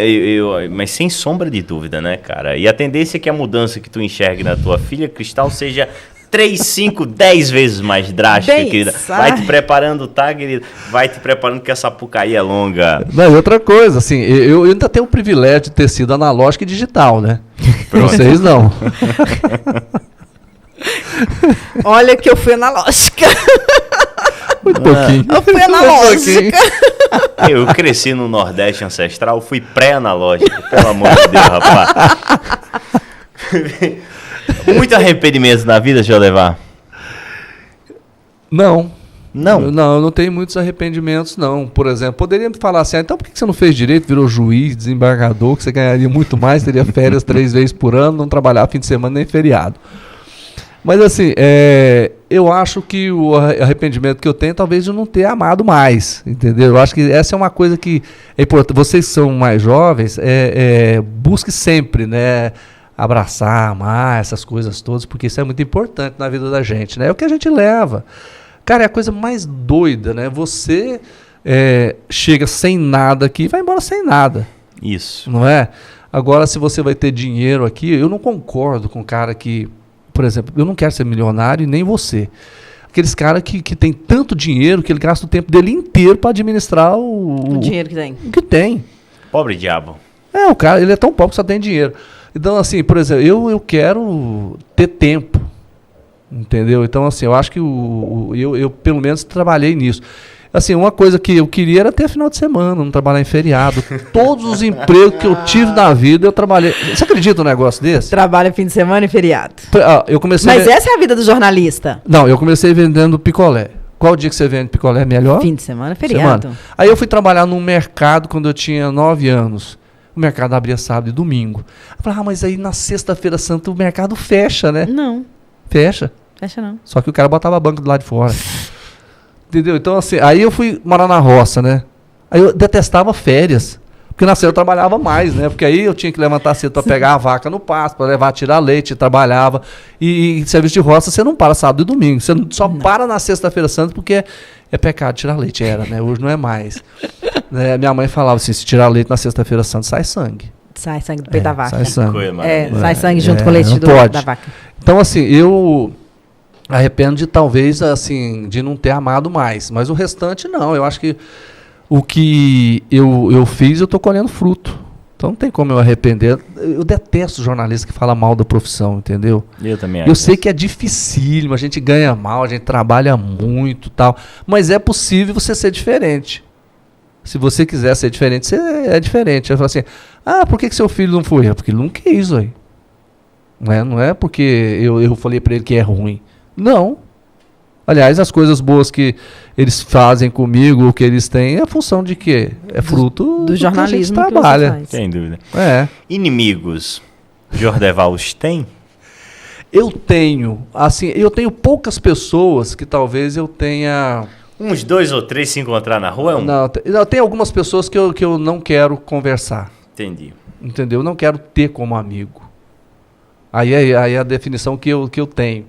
Agora, perdoar, eu acho assim, que o mundo dá tantas voltas que eu tenho um exemplo, assim, vários exemplos, de pessoas que me fizeram mal, que eu teria tudo para chegar, dar um murro na cara, brigar, e eu não fiz, e depois essa pessoa fez muito bem para mim depois, sabe?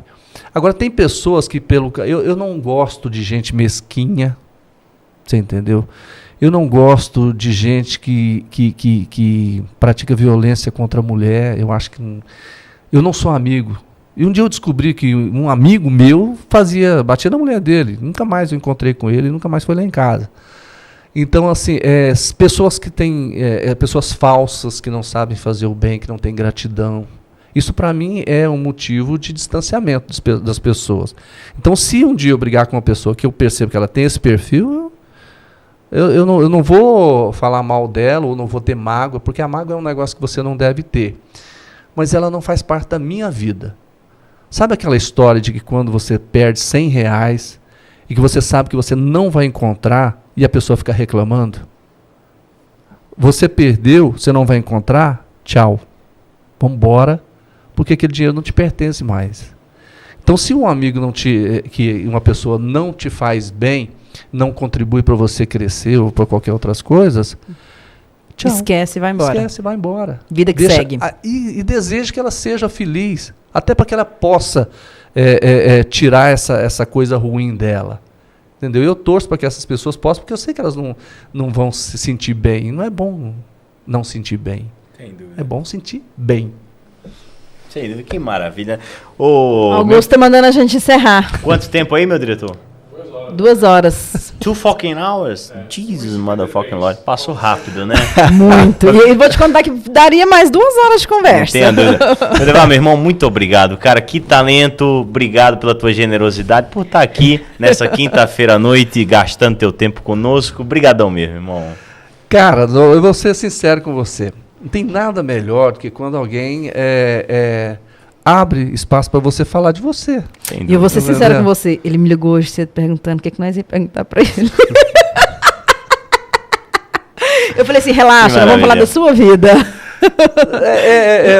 Assim, o espaço, assim, quando a gente conversa, eu não considero que a gente estava aqui gravando, a gente estava conversando.